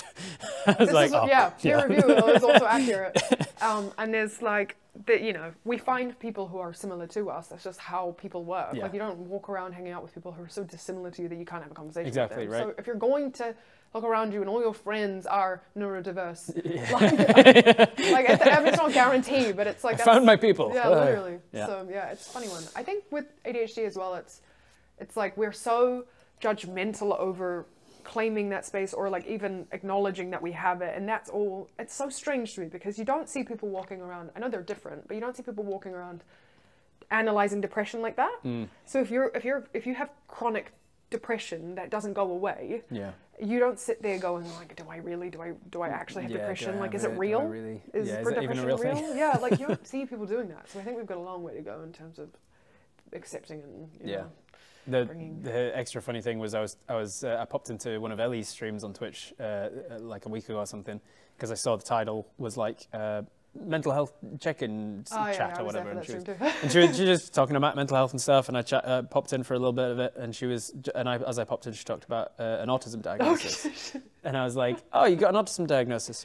And she goes, yeah, and then I think unprompted, she was like, yeah, you should probably get checked too, or words to that effect. And I was like, well, I'm going for an ADHD diagnosis. She goes, well, I could tell she was like really trying to say it as diplomatically as well. I don't want to offend him by saying, bro, you're super autistic as well.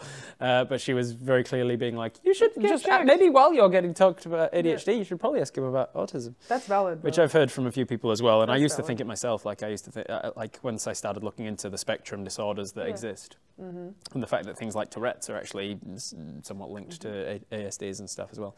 And I used to have like compulsion to touch stuff and like tics and things, and certain sounds would not feel quite right in my mouth until I did them a couple more times. And it's softened a lot of my ears, but I used to think like, maybe that's like a form of Tourette's. Maybe I've got Tourette's. And then I started looking, oh, maybe I've got Asperger's, which is obviously not a thing anymore, but like I questioned things and then I just kind of let it lie in my late 20s. I was like, no, I don't think so. I think I'm just doing some of the things that are prevalent to those things, but not to the extent it's a problem. But nowadays I'm thinking, oh, the spectrum is a little wider than I thought it was. Yeah. And I think maybe I am on that. Why it's wildly larger than we thought it was. And that's all down to just generalizations and like really bad stereotyping of people on the spectrum. Yeah. Like, and saying that. And also I think when you're diagnosed based on how much of, how reliant you are on government systems. Right. And so if you are like, I think. So if you're managing, you're managing, or you have personal support systems that are helping. That you might not get enough to score high enough to get an autism diagnosis, because it's based on how much you rely on. Wow. Systems, the communal systems and stuff, which is just, I don't know how that works. kind of a messed up way of testing whether you have a thing or not. Yeah. Like, how much do we have to help you? And whether or not we have to help you, we don't care about you if we don't have to help you. If we don't have to help you, then no, we're not going to bother giving a label clarity. Or giving that understanding. The reason I was much more personally interested in getting an ADHD diagnosis over an autism one is that then it can do something about it. Like if I find out I'm autistic, I was talking to a therapist maybe last year about all this stuff, and he goes, look, it all depends on, like, if you want to pursue the very long, very expensive process of getting diagnosed for either of these things, you just need to ask yourself, like, is it going to matter? Is it going to change anything? Like you might, if you've never measured your height, then you could go and get measured and you'd know it, but it wouldn't change it. It wouldn't do anything. You wouldn't, like, you'd know the number and you'd be able to be like, yeah, I know the number. Yeah. And for autism, it feels like that. Like, if I find out I am, then I can be like, yeah, I'm autistic, according to some doctors. But if I do get an ADHD diagnosis, then it's like, oh, now you can actually think about medication or think about getting help in ways to mitigate that or help with it. Or well, there is no treatment for being autistic. There is no treatment other than, I imagine, finding ways in which you're supporting your support life. Networks is the way forward. Yeah, like understanding that would definitely help with the support of going. And it does for some people really matter intensely, but then for other people, depending on where you sit on the spectrum of people, whether it changes anything about your life to know that or not. And that's your own, like, you're totally valid. And whereas with ADHD, I look at what I've achieved so far, being undiagnosed ADHD, and go, holy shit, if I've achieved that, then maybe I can, if I get a diagnosis and actually find a medication that helps to work, to help settle the mind and help to prevent those days where I just like have done nothing and fucking beat the shit out of myself for being like, why have you not been a productive person today? Because you've been all over the place and not been able to do anything, or you've been paralyzed on the couch or whatever. Yeah. If I can find medication or treatment therapies or whatever that work for that, then I can be like, oh, maybe I can actually stop beating myself up about not being as productive. Ellie always talks about the fact that even just having that diagnosis has helped her a lot, just because it gives she offers herself more grace, and like, if something happens, she understands why it happens now, and she doesn't sit there going. And it's a form of like external validation of like, oh, there's an explanation for why I feel this like this, and I'm not broken. Yeah, and a misconception that people have is that people get an ADHD diagnosis and they're like, now I can do nothing. It's like, none of us feel good doing nothing. We sit there and like beat ourselves up for weeks at a time if we don't achieve what we intend to achieve. Like, it's not the amount of times I hear from like my deputy, who's like my assistant, my editor, my everything. She helps me out with so much stuff. The amount of times I hear from her, from my partners, from all sorts of, like, from everybody who knows me really well. The amount of times I hear, Rob, you're achieving so much, you're doing so much, and it means nothing to me. Yeah, well, that's something to do with the dopamine and receptors. I'm not. Yeah, you're saying that, but I'm not actually. I could be achieving more. I could be doing more. I could take on more projects. I could be like this morning. I had like 20 minutes on Instagram. I could have been doing something productive at that time. I'm constantly that way. The thing is that lazy people don't have a problem being lazy. A lot of the time they're like, yeah, fuck yeah, I'm lazy and out today. Like I'm just, Whereas I feel like having ADHD and struggling with executive dysfunction is like you're not doing something, but your internal landscape is like, get up! Like, I can't get up right now! And you're like, whoa, I don't have the dopamine to do that. Like, this week, I'm still kind of recovering from it. I had a real bad cold after Armageddon. I got the Concrud. No matter how many conventions I go to, I keep forgetting, maybe take some hand sanitizer with you, Rob. So I always fucking get sick after them. Yeah. So I got sick. I've spent a week just like taking out. And even on the worst days of the sickness, I was streaming Stardew Valley. Yeah, right. And then I got to the end of the day, and my partner was like, "Have you had a rest day?" And I was like, "Yeah, I had a rest day." And she's like, "No, you didn't. I saw you on stream." And I was like, "Yeah, but it was only Stardew Valley." And she's like, "That's work for you. You work for Twitch. A significant portion of your income comes from Twitch. Twitch streaming. Engaging with people. You're engaging with people on stream. That is not rest day." And I was like, "Yeah, but I was sick for most of the day playing Zelda." And then I streamed Stardew to feel like I was doing something productive. No, see, that misconception really grinds my gears a lot. It's like, people with ADHD are chronically aware of like when they don't achieve things. That's the thing, because there's so much shame involved with it, and that's a learning thing too. Like if you act when you're young and you act different to other people, or you don't learn in the same way, or you don't respond to the same stimulus or whatever, to neurotypical people correct you, and they often correct you in a way that's negative, right? And then you internalize all of that as a child, and then you just repeat that to yourself as you grow up, like all the time. Like every time you do anything, it's never good enough. It's not as good as it could have been. With me going for this diagnosis, getting the assessment, I mentioned it to my mum and dad, and like I sent them like a questionnaire thing that you fill out for yourself, and then I was like, some of these things, I'm 35, I don't remember my childhood, obviously it's a fucking million years ago. So I was like, what do you think? Like, how would you answer this for me? And my mum filled it out. We went over it together in like a voice call. I'd filled it out, she'd filled it out. I was like, I put a 4 for this and you only put a 1. Why do you think?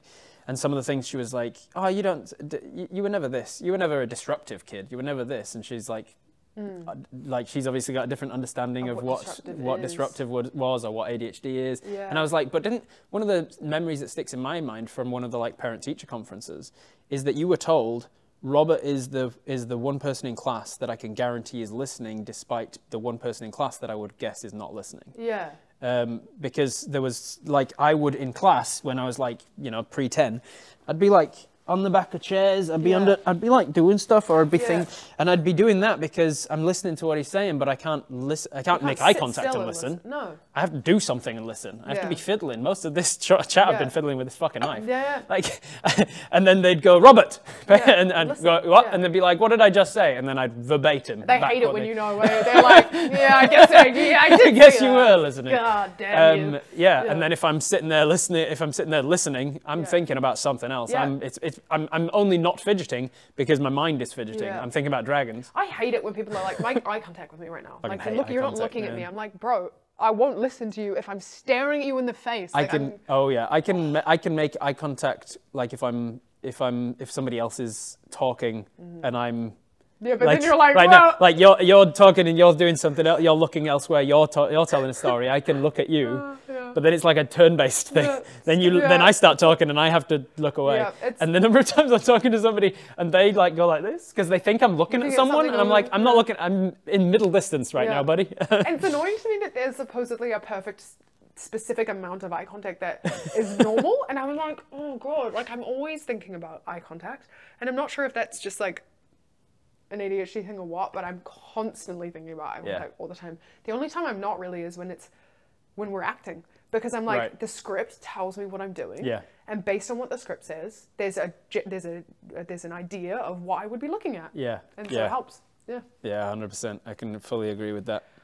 So I point those things out, and I'm like, ADHD isn't just like it's just the worst named thing. It's not a deficit of, it's not a deficit of attention. Yeah. We have as much of attention as anybody else. We just don't know how to regulate it. And the hyperactivity thing is also misleading. The H in ADHD is, so like, it's all over the place in the naming scheme of it. And I wouldn't be surprised if as it gets more and more insight into it and more people studying it and understanding it a lot more. Yeah. I wouldn't be at all surprised if they were like, we're renaming this. Yeah. We're officially renaming the diagnosis. Just like they've done for Asperger's, they're like, we're removing that as a diagnosis. And ADD and ADHD kind of got merged into one. Yeah. Like they're always constantly thinking about, actually, we understand this more, so therefore we should relabel it, because names for things, nouns, those are things that we are putting onto reality. Yeah, they're descriptive, not prescriptive. So hysteria, for example. Yeah, that's just like women are crazy kind of vibe. Women be crazy. Yeah. Try masturbating. Yeah, I love that. I love that fact so much. That it was just like, I hate it, but I'm like, fuck, that's cops. That used to be like treatment for hysteria. Come to the doctor. He'll finger you. Manually masturbate. He'll finger you until you finish, and then that's gonna fix your hysteria. There's a podcast called Betwixt the Sheets that I listen to, and I want to know if they've done an episode on that, because they've got it's like the history of sex and scandal. It's like a social like commentary thing. And yeah, they have so many specific episodes, and I really want to listen to an episode on that, because it's just so crazy. I wonder if there's a Sawbones episode on it, actually. Oh, Sawbones. You know Sawbones? I don't know Sawbones. No. Sawbones is I think the tagline is a marital tour of misguided medicine. It's a husband and wife combo. Yeah. The wife is a doctor, a certified medical doctor. Yeah. The husband is a comedian. He's like one of the bigger podcasters. Him and his family are the McElroys. They've got 1,000 different podcasts. Wow. And one of them is him and his wife talking about the misguided ways that medicine used to be. Yeah. The humours?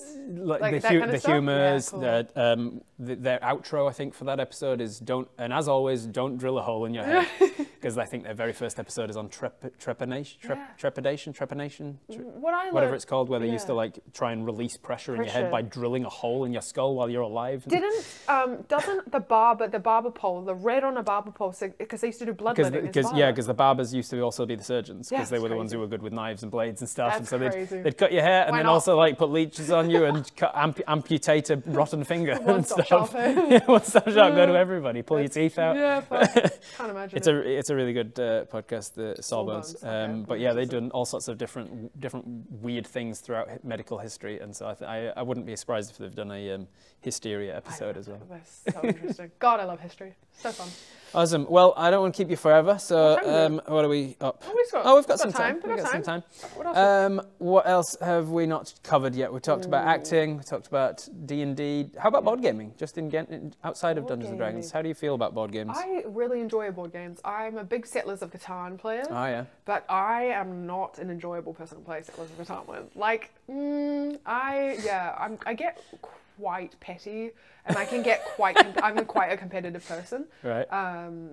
In certain contexts. If I'm playing with friends, I'm pretty like, I'm low stakes. But if it's people like family, our family Catan nights are actually brutal. Like, there's been times where we don't talk to each other for hours at a time afterwards. Fuck, man. Your family need to get into cooperative gaming. Yeah. Have you ever played board games that are cooperative, where you're working together against the board game? No, I don't think we've played one of those. There's a lot of board games where you're working together. Yeah. But even saying that, then you can still have arguments over you weren't playing optimally enough. Yeah. You let the team down. Yeah, it's your fault. Yeah. We failed because you chose to blast the sand dune away in Forbidden Island or whatever it's called. Wait. Forbidden Desert. I think, is that the one where the island's sinking? There's Forbidden Island, where the island is sinking and the tiles are changing to water. There's Forbidden Desert, which is a similar game, but like a shifting sands, and and you keep putting sand tiles on, and if there's 2 sand tiles, it's too big for you to climb over now. Yeah. But if there's just 1, you can climb over, but it costs you movement or whatever. Yeah, I played only the first one of those. I played that at Cakes and Ladders, actually. Right, yeah. That was fun. And the tiles move, and you've got to work together. Like, oh shit! In the desert one, there's cards that you're drawing each round, and if you draw the sun beats down, everybody who is not in a shelter currently loses 1 water track, and everybody's only got like 2 water. So you can just die in dehydration, and so you've got to. There's one person who's the water bearer who runs around trying to fill up people's water. Another person who's like blasting away the sand dunes. And stuff. You've got to work together as a team. Are there any board games set in a bunker? I'm sure hundreds. I don't know, probably. I love the whole like a Fallout sort of bunker. Yeah. So this is my question that I ask people. But if you had to get into a apocalyptic bunker, there's a bunker, and you have to sell yourself to get in. Oh, okay. How would you what would you sell yourself? What are my services for a post-apocalyptic world? It's interesting because I did a study on this back at drama school. We had like a self-reflected thing, and I chose to do like, why is it that when times are hard in a civilization, the arts funding is one of the first to go, when one of the first jobs that we ever had was storytelling and arts, and like how important arts are to a society, and it's one of the first things we cut. And so in a post-apocalyptic thing, I would argue, as a storyteller, I am incredible for keeping morale up. I can distract people from the horrible circumstances that they find themselves in. I can get people thinking about the game that they're playing and not the fact that they're starving. I can get people I can invest in stuff. I can tell stories. I'm also a very good educator. I've got a background I've got a very good background in education, and not only maths, but I studied specifically maths in education, how to teach maths. And so I'm a teacher. Where is my math lesson? Because you wanted to learn maths. We're going to spend the rest half an hour of I can teach you maths. Oh God, I get PTSD from math. I could teach. I was talking to somebody about this earlier today. I was like, a lot of people formulate how they feel about an entire topic or subject based on their earliest introduction to that subject, which is why teachers are so important and so underfunded, is because if you have a bad maths teacher, it is you have fucked the rest of you will not like maths until the time that you are forced to learn from a good maths teacher, and then you're like, oh, maths can be good. I have two like foundational memories of math, one of which was I was sitting in my year 2 classroom, and the teacher was asking math questions, and I was a really shy kid, like up until I was, I don't know, 16, so shy, and I would never answer things in class, and I remember knowing the answer to this math question, and I put my hand up, and I was so nervous, and she didn't pick me, and I was like, I will never answer a question again. I remember that to this day. And they're so formative. I know. There's years in schools and stuff, they're so formative, and they can be so destructive.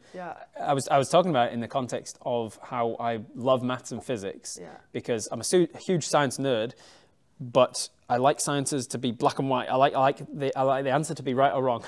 And I don't mind being wrong, because it means, okay, and now I can learn where I was wrong. I don't like the subjectivity of acting, getting to the end of some scene, and then your classmates are, oh, this is great, this is great. And it's like, it wasn't great. It could have been better. Like, it's all subjectivity. Biology is a science that I love, but couldn't study because there's a lot of grey areas in biology. Everything's messy. It's just applied chemistry, and there's a lot of like, people try to not to get into too much of political dramas and things, but people who try to defend the way of thinking about like transgenders and being like, it's black and white, there's XX chromosomes and XY chromosomes, it's black and white, and it's like, if you know anything about biology, actually no, it's not that simple, because there's XXY chromosomes, and there's Swyer syndrome, where you have XY chromosomes, but you develop looking like a woman because you're not reacting to testosterone, and there's thousands of different. Biology is complex and messy, and to think that any part of it is black and white, you're deluding yourself. Whereas physics, it's like, you're right or you're wrong. You got the right answer, you got the wrong answer. And chemistry was one of those things where it's like, it should be a little bit more black and white. Like, chemical reactions happen or they don't. But for some reason, I hate it. I can't stand. Like, I got so bored any time that I've ever studied chemistry. And I think it's probably because I've never had a good chemistry teacher. Like, they've always been just really boring and dry and like rote learning, and trying to teach you through like, just memorize this list of amino acids or whatever. That's the same reason some kids hate reading, because they get these boring old books that nobody cares about anymore, and like the teacher's like, write an essay on this, and like, I guess you got this part right, or your spelling's crap. And there's no like, some teachers aren't creative in that way when they teach English and like, writing. People write off Shakespeare because their only exposure to it is like in English class, where you're reading it. Shakespeare's not meant to be read. It's not to be read. You're meant to play it, act it out, get it on its feet. Absolutely, I agree. Go on. So I think that's, so my bunker pitch would be, I'm a really good educator. I'm very knowledgeable about a lot of different things. So I've got like useless information from dungeon mastering that I've looked up. How long does it take for a body to decompose in wet weather? Like I'll look that shit up because it might come up in handy.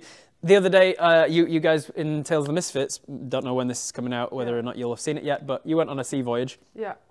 And there was a very good chance you were going under the sea. So I started looking up the bends, and I was like, why does the bends actually happen? And it's the nitrogen in the blood, and I know that much, but like, why does it happen? Oh, it's only because, and I was like, but freedivers go down and surface immediately. Why don't they get the bends? Oh, it's because they're not breathing the compressed air. So if they're not breathing the compressed air, that's the problem. So if they cast water breathing on themselves and the water's in the lungs, then they wouldn't get the bends because they're breathing water, not compressed air. And I started looking up that, and then I was like, oh shit, it's going to be dark under there. What am I doing for a light source under the water? How far does the light reach under the water? So I started looking up the light trajectories of like refractions and how far light passes through. There's part of DMing I could get into. Like I'm like, and I was looking into this, and I've learned all sorts of shit in my head. Like I've got half-remembered facts about lots of different topics about anything. For my birthday this year, my partner and one of my mods combined to get me a really nice book that's like big, thick. It's like a book of everything.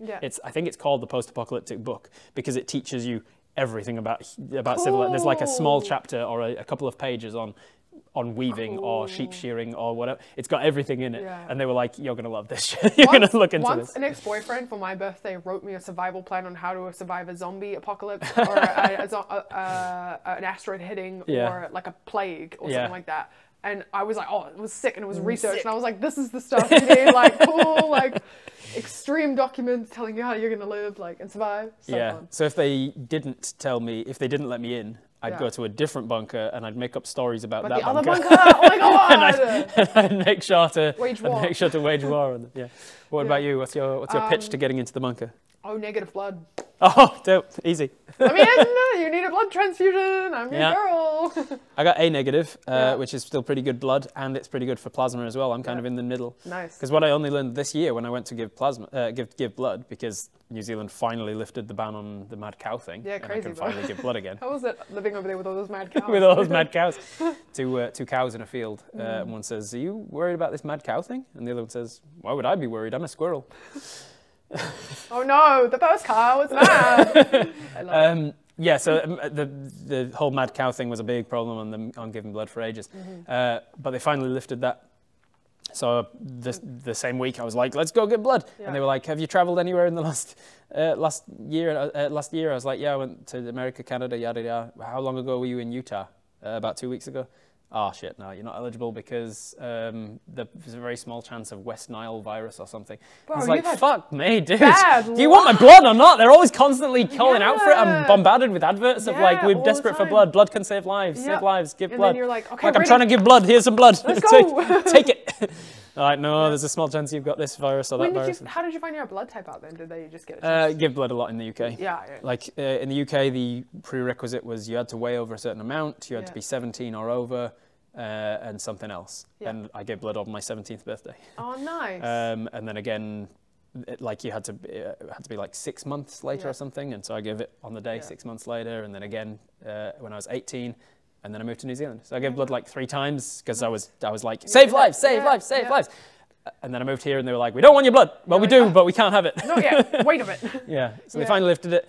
Got my A negative. But the thing I learned this year going to give blood was that it's exactly the opposite of universal donors and universal receivers for blood and plasma. So explain how that works. So I don't know. I don't understand it. I've not yet looked into it. At the time, I was like, make a mental note to look that up later. Okay. Because that's how my usual sort of rabbit holes of Wikipedia ends up going. But yeah, the people who can universally give blood are the universal receivers for plasma, and vice versa. Oh, so we truly can get plasma from anybody. Yes, you're O negative, you say? So you're a universal donor. Yeah. So anybody can take your blood and be fine. Yeah. But you cannot give your plasma to just anybody. And I can but you could get plasma from anybody. Yeah, but I can only get blood from same you can only get blood from other O negatives. Which is really stressful. I'm like, what happens if I'm in the bush and I just bleed really a lot or something? God, it's scary. Yeah. I love that kind of stuff. I've never looked into what the what actually happens? What's the reaction to taking blood? Because there's a rejection happening. Your So I know organs the physiology behind it, because I have looked into that, like why it's called negative and positive, and why the O's and A's and B's and stuff. It's to do with like the proteins that are on the outside of the red blood cells. And if you don't have the proteins that are sticking out, if you don't have any of the proteins, you're O, because it's a 0. You don't have any of the proteins. And that's why you can give it to anyone, because there's nothing for their immune system to latch onto and say, that's a foreign object. Whereas if you have something sticking off of it and you're not used to it, they go, that's a foreign object, and they kill it. But I don't know what the process is. What does it look like? Is it better to, like, if somebody was bleeding out and the options were die or give them blood that's not their type? Is it better to give them blood that's not their type? I don't know. Well, I'm sure somebody in the comments is a nurse and will be able to chime in. Please let us know below. But yeah, like I've always thought, like, is it... You give them the wrong type of blood and then they die anyway, but it's just an incredibly long and prolonged and painful death. Or like, or it will prolong them long enough to get them up, and then you get them somewhere. Get them to a hospital where they can get the proper blood. I don't know. Yeah, that's so interesting. Hopefully we're never in a situation to have to do so. Yeah, I'm like, if I'm the only O negative person in a bunker, do I just take my own blood and put it in a fridge every so often? Every so often and just keep it. But it can only last for so long. That's why they're constantly calling out for it, because they need more and more and more of it. Yeah, I definitely gave blood, and I can't do it very often because I'm an anemic girly. So I mean, if you can tell. So always play vampires. Interesting. Yeah, funny that. So yeah, I just get a bit dizzy otherwise. I'm like, whoa. They can also do the not the plasma, the platelets, which is where you can do that like every 2 weeks. Oh really? Yeah, because they only want the platelets, so they take the blood out. They swirl it, and like they put it in one of those centrifuges where it separates it into the various different parts. That's crazy. They take the platelets out and they put all the rest of the blood back in. And I don't so like that. I don't want to get blood. They put the rest of it back in, and so you don't have to regenerate that amount of blood for yourself. And so you can, in 2 weeks, you can go again and do it again. Maybe that's what I need to look into.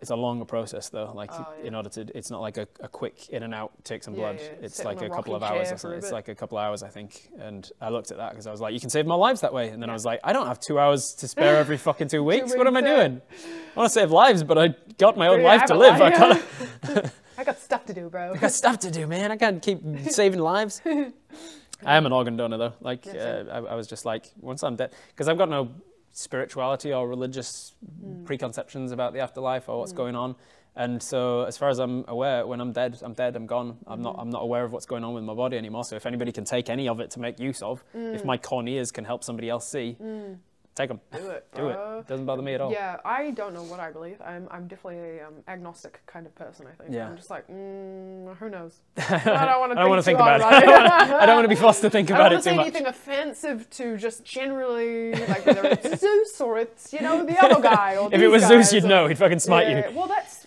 to be fair, when you look at the state of the world, I was talking to Zane about this the other day. I was like, I mean, we're more aligned with, like, pantheons than, Anyway, no offense to anybody who's not. Pantheonic religion. That's why I love the world building behind pantheons. Like the whole Greek pantheon has always fascinated me. That's why my homebrew world is a pantheon, and it's like, in my games, I've got 32 greater gods that are all different domains of four gods in each of the 8 different domains that exist in D&D. So the knowledge domain, the knowledge domain, the trickery domain, the life domain, the light domain, and so on. Cool. And each of them has 4 main gods, and then under those are the lesser gods, and then under those are like the demigods. And so it's fascinating to think about. Did you like Percy Jackson as a kid? I never got into it. Never. Not that I didn't get into it. I never knew about it until I was older. And I think then I heard about it. Still pretty cool. Like they stand up as an adult, probably. I watched the movies and thought it was okay, but I didn't have the book to compare it to. The book fans are a bit funny about the adaptions. They don't love the adaptions. Most book fans are. That's how it goes. Yeah. Librarian at Tofikari used to have a pin that said, "Don't judge a book by its movie." Yeah, that's really good. I want one of those. That's so funny. I love that. I like the pantheons of gods. Do you know anything about the Minotaur? I know a lot about the Minotaur. Can you just give me some info at some point? Because I'm currently looking into the Minotaur, and I'm looking at the Hunger Games, and it's the correlation between the Hunger Games and Theseus and the Minotaur, and like the children that were sacrificed in Athens to the Minotaur and the Hunger Games. Next 10 minutes of the short rest, I can explain the entire thing. This is very funny that you say the Minotaur, actually, because I was aware of how, being in New Zealand when both my older brothers are in the UK, I was getting this distance growing between us, and like I wasn't feeling connected to my family, especially because one of my brothers has 3 kids, and I've never met them. I've never met my nibblings, and I wanted to like connect with them. So for a while we were setting up like weekly FaceTime calls and stuff.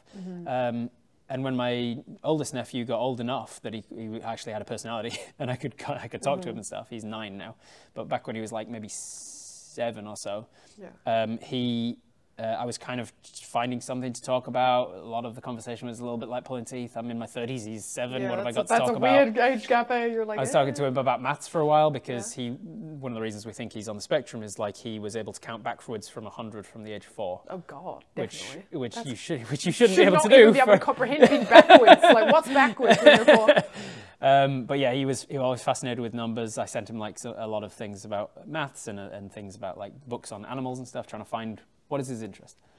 Well, on one of these calls, I say like, what are you doing at school at the moment? And he goes, we're studying about mythology. And I was like, oh yeah, cool. What are you talking about? And he's like, we're learning about the Minotaur, whatever. Yeah. I was like, all right, stay there. Ran away, came back with a Minotaur mini. I was like, Minotaurs, what do you know about them? Let me talk to you about Minotaurs. That's so good. I talked to him all about it. Yeah. So let's see if I can get this right from my remembrance of Greek mythology. Obviously with a lot of these things, there's links upon links upon links of think this is because of this other thing. So in order to talk about this, you have to first talk about this thing over here. I won't get into all of it, but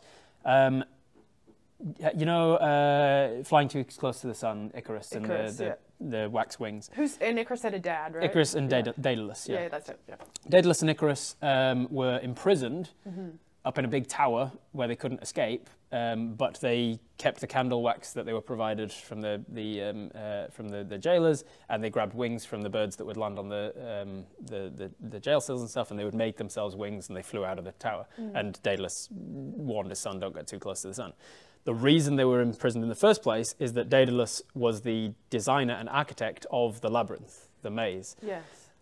Because and he was the only one who knew the way through it because he designed it, and so the king was like, "Oh, thanks for designing this maze. Now you're in prison forever, where you can't tell anybody what they're." You got all the info, right? You got to kill the person who designed it so that nobody else knows how to do it.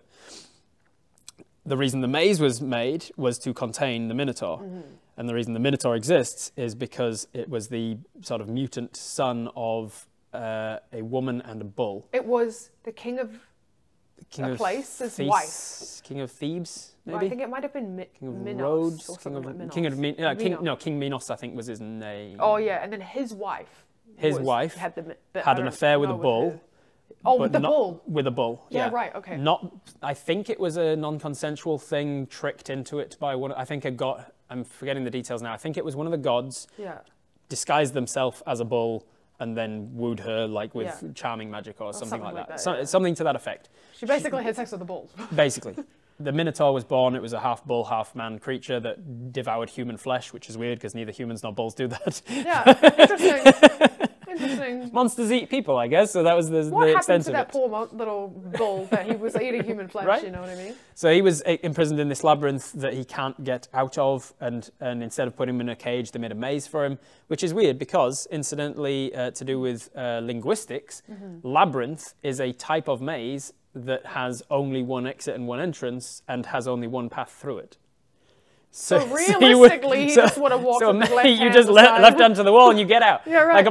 Like you can't. A labyrinth is a type of maze that is the easiest maze to solve because it's just like a big swirled up path. Just keep going. You just keep following the path and you get to the end. There's no twists and turns and crossroads and side things. He's a bull though, so I guess he's, So the labyrinth would be the easiest maze to get out of. Anyway, they created that to encompass the bull. The bull can't get out of it. Weirdly, because of the association with the bull and the maze, though, things like Dungeons and Dragons, when you encounter minotaurs, they come with, and we saw this in the game when Horatio had advantage on survival checks and knowing which way is north and stuff, because he's got a feature called Labyrinthine Recall. And it's like you always know which way is north and blah, blah, blah. You're really good at working out where you are. But like, that's the opposite of why he was in a maze in the first place. He can't get out the maze. If he was good at knowing where he is, he wouldn't have been trapped in a maze. And then in order to keep his weird, illegitimate monster son alive, for some reason he wanted to do so, I don't fully know why, he demanded sacrifices from the countries that he had conquered, and said, each of you needs to send me, I think it was seven boys and 7 girls. I think they all had to be virgins because people in the past have a real thing about virgins. I think it was 7 boys and 7 girls from each country or something, and they would be sent along to be sacrificed in the maze. Theseus was like, I'm a warrior hero. I'll go along and I'll be the first person to ever return from this thing.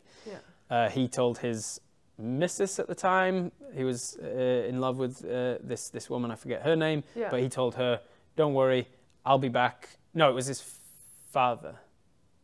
It was his father because his father dies and at his the father end, jumps right? off it, He tells his father, I'll be back alive, don't you worry about me, I'm competent. On my return journey, I'll sail out in a ship with black sails, and I'll sail back with white or something. If I survive, it's white or black. White or black sails. It's definitely to do with the colour of the sails, and I can't remember which way around it is. But he tells him, I'll change the sails of my ship to be a different colour so that you know that I've succeeded as I come back into shore. Why wouldn't you just wait? Yeah, no, right? Wait for me to get into shore and see if I'm on the boat. Fucking hell. Like, Jesus. But that's his, he tells his dad, don't worry about that, blah, blah, blah. He sails off, he gets a big ball of yarn, I think, and like, is the first person to think, let me leave a track of where I've been. Why is there so much obsession with, like, yarn and strings and things, and the strings of life and stuff? There's a lot, I love mythology for, like, those little threads, pun intended. He slays the Minotaur, long story short. He returns without, forgetting to change his sails. So his father's on the cliffside waiting for his return. He sees the sails haven't changed. He thinks, oh, my son's died, and he throws himself off the cliff and dies. Very tragic. Then the Theseus ship gets moored up in the harbour. He becomes like even more famous as a hero of the land, blah, blah, blah. He goes off to do a whole bunch of other things in Theseus' life. And one by one, they want to keep his ship alive because it's a famous ship or whatever. And so one by one, they change the bits that are rotting. So the rotting wood gets changed for another new plank, and the rope has withered, so they do another rope. And little by little, the ship is entirely changed to a new ship. And that breeds a famous paradox called the Theseus paradox, where it's like, if you have replaced every bit of a thing over time, is it still the same thing? And what's more, if you kept all of the original bits of that thing and little by little constructed a new ship out of them, would that be the original ship, or is this the original ship? And this is an interesting thought dilemma, because that's exactly what's happening inside of human beings and any living creature. After every so many years, all of our cells have changed. There's a couple in like the spine that last as individual cells. They last for like a couple of decades, I think. But after a X amount of years, every cell in our body is a different cell than it ever was. So you are literally a different person now than you were before. Then it's just our perception of who we are. Then, exactly. So right? like, are you a different person? And then this argument comes up in sci-fi a lot, because there's things like Star Trek with the transporters. Like if they are disassembling their atoms and then actively moving those atoms to a different place and reassembling them, then sure, maybe they're the same person. But if they are just taking a snapshot of this is what atoms are making up this person, destroy those atoms, take all of those atoms, put them back in together in this recipe order, that's a different person, surely. That is a different person, because it's like if you make a cake with the exact same amount. Yeah, it's not the same cake. It's not the same cake anymore. Is it? And like, if you're getting down to the atomic level of like, this is a hydrogen atom, I'm using a different hydrogen atom to make this particular water molecule. Are twins the same then? If you think about a twin. Twins are genetically clones. They are biologically clones. Yeah, and but they're not the same person. They're not the same person. Because of their perception. Because of their perception of who they are, and because of epigenetics and things that evolve, that change your genes outside of your genes. There are external factors that can change your chromosomes and things as you are actually growing up. So they are literally different people, but they are biological clones of each other. Which is why I've always kind of had a problem with clones, because I have twin brothers, identical twin brothers. And while whenever I see like clone movies and they're the exact same person and they think the same way and they can like finish each other's sentences and stuff, I'm like, no, at the point the same experience. Exactly, you'd be the same person only up to the point where you were conceived as a clone. And then you're a different person with just the same genetics. God, that's funny. I love that. So the ship. I didn't know that story had bred an entire like philosophy. And then more, because Theseus went on to do other things, and Yeah, I think the death of his father spawned something else as well. I think the slaying of the Minotaur spawned King Minos to do something else. I feel so bad for the Minotaur. Like, I really do. Like, I know that he was eating human flesh. A lot of the monsters in Greek mythology, like Medusa. Do you know the story of the Medusa? She was slighted by a lover, right? And then he... a lot worse. Like, assaulted by a lover? Yeah, so, you know, Fancy has probably put content warnings over all this from talking about the blood and stuff anyway, but sexual assault content warning, because it's Greek mythology, and that's heart of most of their stories. Ugh. Medusa was a regular woman. Yeah. She was in Athena's temple, I think it was. Aphrodite? Athena. One of those two. One of the Olympian goddesses. She was in one of the temples. Poseidon, I think it was, straight up raped her. In that, and because she had the audacity to be raped in her temple, it was Athena. Athena was like, Athena. "How dare you? Yeah. How dare you destroy my temple, the sanctity of my temple, by being assaulted by my brother or my uncle or whatever he is, Poseidon." And so she turned her into a hideous monster that turns people to stone by looking at her. That is so Not only that, I think she turned her sisters as well. Because the Medusa is the type of creature she is a gorgon, which is why a lot of D&D nerds, D&D historian nerds are like, the monster's called the Medusa in the game, but that was just her name. She was a gorgon, and a gorgon is a different monster in the game. It's a mechanical bull that can also turn you to stone. Yeah. But yeah, she's a type of gorgon, the snake-headed person, and I can't remember the details, but I think her sisters also got turned just as part of it. Which I always think is funny in mythology as well. It's like, you just came along part and parcel, you just happened to be there, or you were the son of the guy who made the offense, and so therefore you're also cursed. Man, they really romanticize Poseidon in the Percy Jackson books, and he's like the dad of Percy, Perseus, obviously, and he's like the cool guy, like the cool dad, the lovely dad. But and then they make Medusa into this villain who owns like a statue yard, like in the modern day. And she's turning people to stone. There's a lot of that. There's a lot of that messed up stuff where it's like almost Disneyfying things of like a lot of the stories that the Disney movies is based on. You listen to the real one. Pocahontas, for example. Yeah. I'm like, let's just make him the good guy, shall we? Make him the good guy. Jesus. And the Little Mermaid, like the original story of her, properly messed up, and like turns into sea foam at the end. Like, yeah, that's so sad. Or do you remember the dancing girl? She had the shoes. She put the ballet shoes on or whatever, and she couldn't stop dancing, and she danced all night to the point she died. I think I have heard that. That's a real thing that happened, by the way. That's not that particular story, but a very similar thing has happened in reality, in history. In history of, there was a dancing plague. I want to say in France. Yeah, a mass hysteria, a mass like delusion, something just happened in this town, and I think it's happened more than once. I think there's a couple of instances of it where people danced themselves to death over the course of like a week. Because like basically a huge carnival just erupted out of nothing in the middle of this town, and people just couldn't stop, and people couldn't stop dancing. Yeah, I don't know. Was it like a Salem thing? Well, Salem thing where there might have been the food they were eating or whatever. There's theories now about like people wouldn't just do that if they were sane. Like something there might have been mercury in the well or something, or you know what it probably was. It was probably like ecstasy in some form. Like people were just like drinking too much or not enough. Just medieval ecstasy or something. Whatever, I don't know how that works, but I don't know enough about the details of that. But if you look up dancing plague, you'll definitely find it. I'm gonna look that up. The Mad Hatter stuff as well with the mercury is always funny. I love that, like you forget, The reason for them being called Mad Hatters was because you used mercury a lot in the production of the hats. Have you seen this is not related, but the Radium Girls? Do you know Oh my god! The glow in the dark stuff, because they would lick the brushes. Tipping with the brush to do the fine details of just, and I didn't realize eating radium. Yeah, I didn't realize that radium just like stays in your system and builds up. Like there's nothing you can do to get rid of it. It's like once it's in there, it's in there. Like it's messed up. Oh my god. That's one of the reasons why everybody's rightly pissed about fishing practices and stuff, because a lot of fish have a lot of heavy metals in them, because the body doesn't get rid of heavy metals. You have to go through.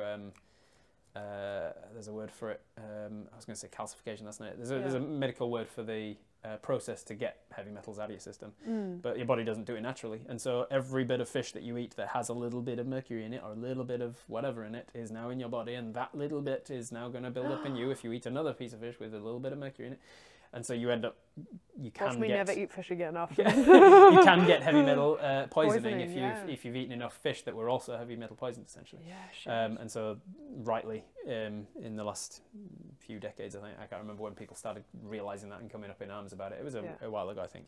But they started putting a lot more safety practices into how people are fishing, what they're fishing, and where they're fishing and stuff to try and minimise the amount of otherwise they're all going to be walking around with mercury poisoning. God. Yeah. Or like they used to have that with wallpaper, I think it was, back in the old... Right. Yeah, it was like lead wallpaper or something like that. And you'd just be touching it and touching your face. All the fact that like plumbing was just all lead. And the fact that we use the word plumbing comes from plumbus, I think, a Latin word for lead. Yeah. Like, and the fact that the lead is PB is because of that. Well, radium was like that too. It used to be in like pills and stuff. It should be like, let's use everything. Yeah, it goes in the dark. Eat from lead plates and just drink it. I mean, we laugh at it now, but there's probably something that we're doing. Yes, I always like to think that. I always think like, what is it now that in 100 years they'll look back and go, microplastics. Did they just not? They were just drinking out of this. They were just using that. Plastic cutting boards. They used plastic Tupperware. They just put their food willingly in plastic in the microwave. And they put it in the microwave.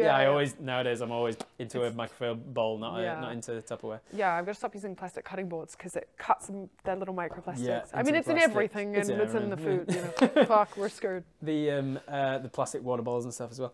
I also think it's going to be like to get full circle back around. I think it's going to be like transfusions, blood transfusions and organ transplants. I think they're going to look back at that eventually and go, yeah.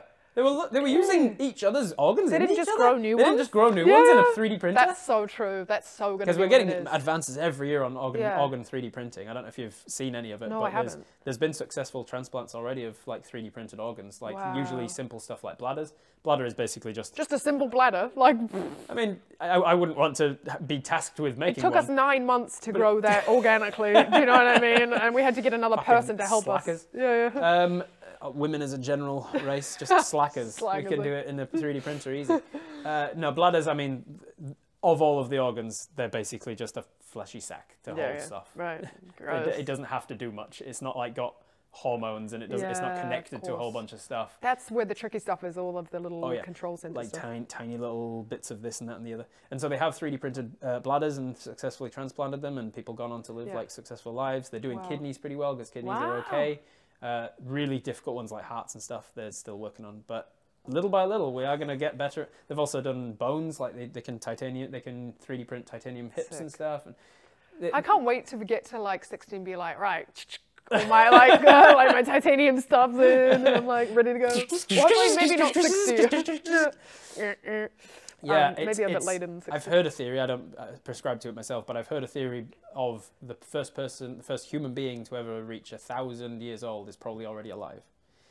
Because the longer, because of the incredible, what's it called, Moore's law of doubling of technology every 2 years or so. It's usually in terms of how much space you can store on a particular card. Like this year it's 16 gigabytes, and then 2 years from now it's 32 gigabytes, and 2 years from now it's 64, because they double the capacity of things. But it can also be applied in a similar way to other technologies. We grow at a faster rate every year. And with artificial intelligence and things, it'll keep growing even faster. And so it's theorized that like medical advances will keep getting faster and faster and faster. We'll start to understand more and more about why somebody dies, and then prevent it with, oh, now we can 3D print you a new spleen from your own stem cells, so that your body is guaranteed to not reject it. So it's like there's very little. There's a movie, James McAvoy, oh no, Keira Knightley's in that, or something. It's like a there's 3 British kids, and they're living in the countryside, and they realize that they're actually just clones. Oh, okay. That exist for the purpose of giving organs to people who would clone. Oh, there's a what's his name? The one that does Transformers, Michael Bay. Oh, Michael Bay. There's a Michael Bay movie called The Island. I've seen that one. That's Ewan McGregor, right? That is about that. Yeah. Spoilers. Yeah. That's about that, where clones are being raised for organ harvesting. It's so funny that we're sitting on Earth expanding constantly, and then space is just expanding constantly, and we're all just expanding. It's too much. I need a rest. Tell you what's really terrifying. Oh no.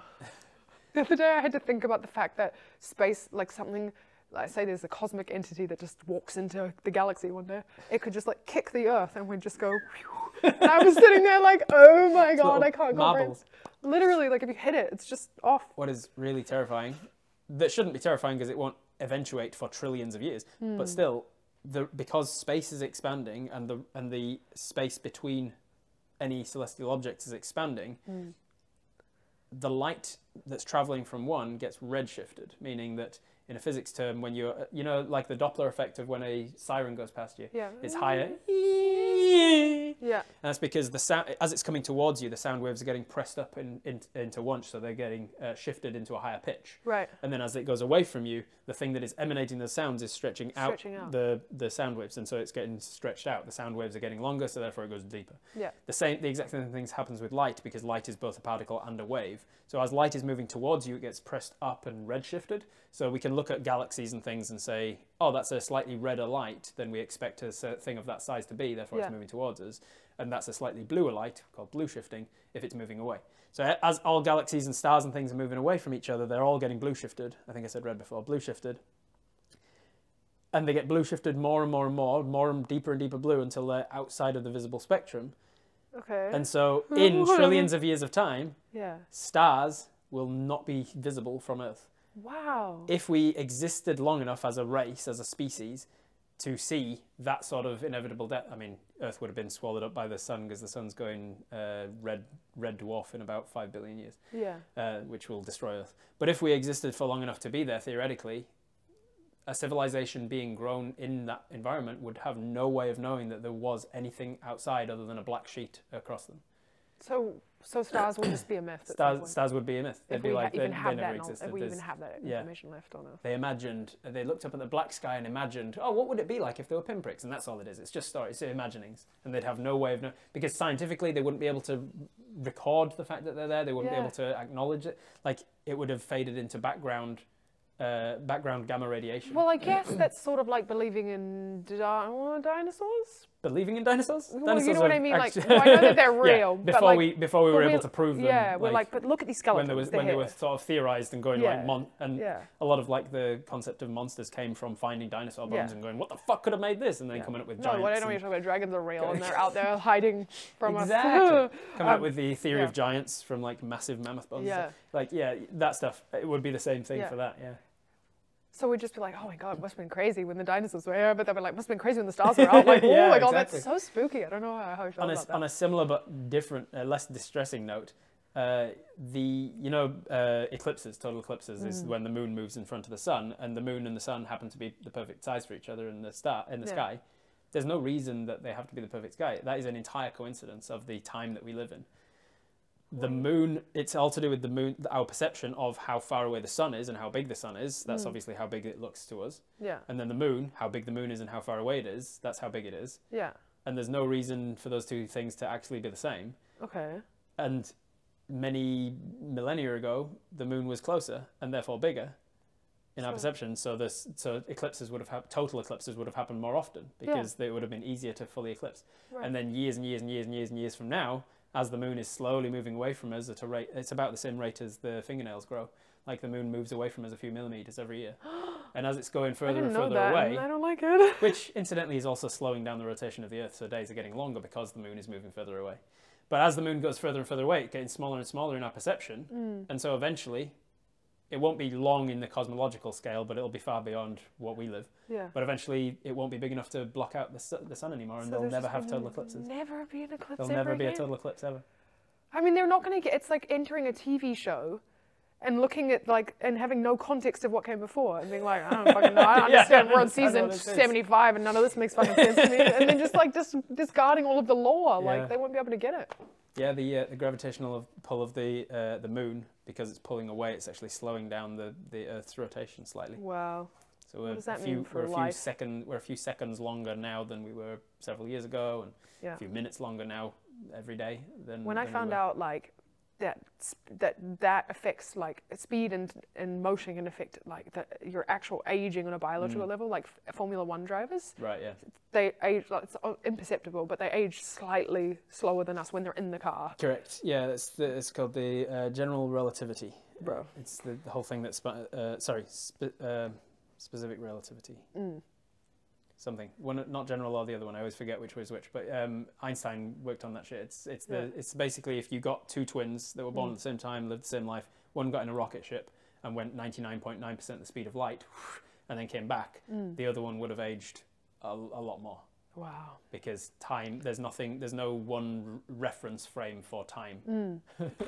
That's unwell. I don't like that. I don't like it. I don't Like, it's fascinating stuff. I love it. Yeah, that makes me feel like I'm having an existential crisis a little bit. Like when I think too hard about space, I start to get. I used to lie in bed as a kid and just go, okay, time to think about space, and then I would just think, right, the edge of space, but what's beyond that space, and what's beyond that space, and oh my god, it just doesn't finish. Like, and then I would just get to this point where I couldn't think of anything anymore, and I'd have a panic attack, and I'd be like, ah! It was a great pastime. Yeah, it was really I used to love that. Yeah, I find that quite, like, as a different shift of perspective, I find that to be quite calming to think about how insignificant we are and how nothing really matters. It helps you on a day-to-day basis. Because you can go like, fuck, I'm so stressed because that email came through, or I've got to I'm really not good with confrontation, so when I have to be like, do something a little bit confrontational, it really weighs on me for the day. And if I think about like, nobody will know this ever happened in 100 years' time. Yeah, unless you're one of the unlucky ones whose curse tablet gets put in a museum, and then they're like, this guy wanted this guy's wife, and like, just fuck. Yeah, I look at it and go, I don't know the day-to-day people that were around 100 years ago, and I don't know the day-to-day. Nobody will know most of the people that are around in 100 years' time. Yeah. We are a different. I saw Insta just yesterday, I think, of a guy saying that, just put in perspective and being like, you can't choose your family, but you've got to get along with them. And on a larger scale, you can't choose what era of Earth you are born into, but you've got to get along with them. We are all the current inhabitants of Earth. You have to make do. But we are all different current inhabitants than we were 120 years ago, or however old the oldest person is. Yeah. Every one of us is a different person to they were 120 years ago. Every person is a different person to they'll be in 120 years. It's so interesting when you think about like whether or not you would have got on really well with someone who was 200 years before your time, whether that was like could have been your best friend in all of eternity. If I was born at a different time with this perspective. Yeah, who would I know?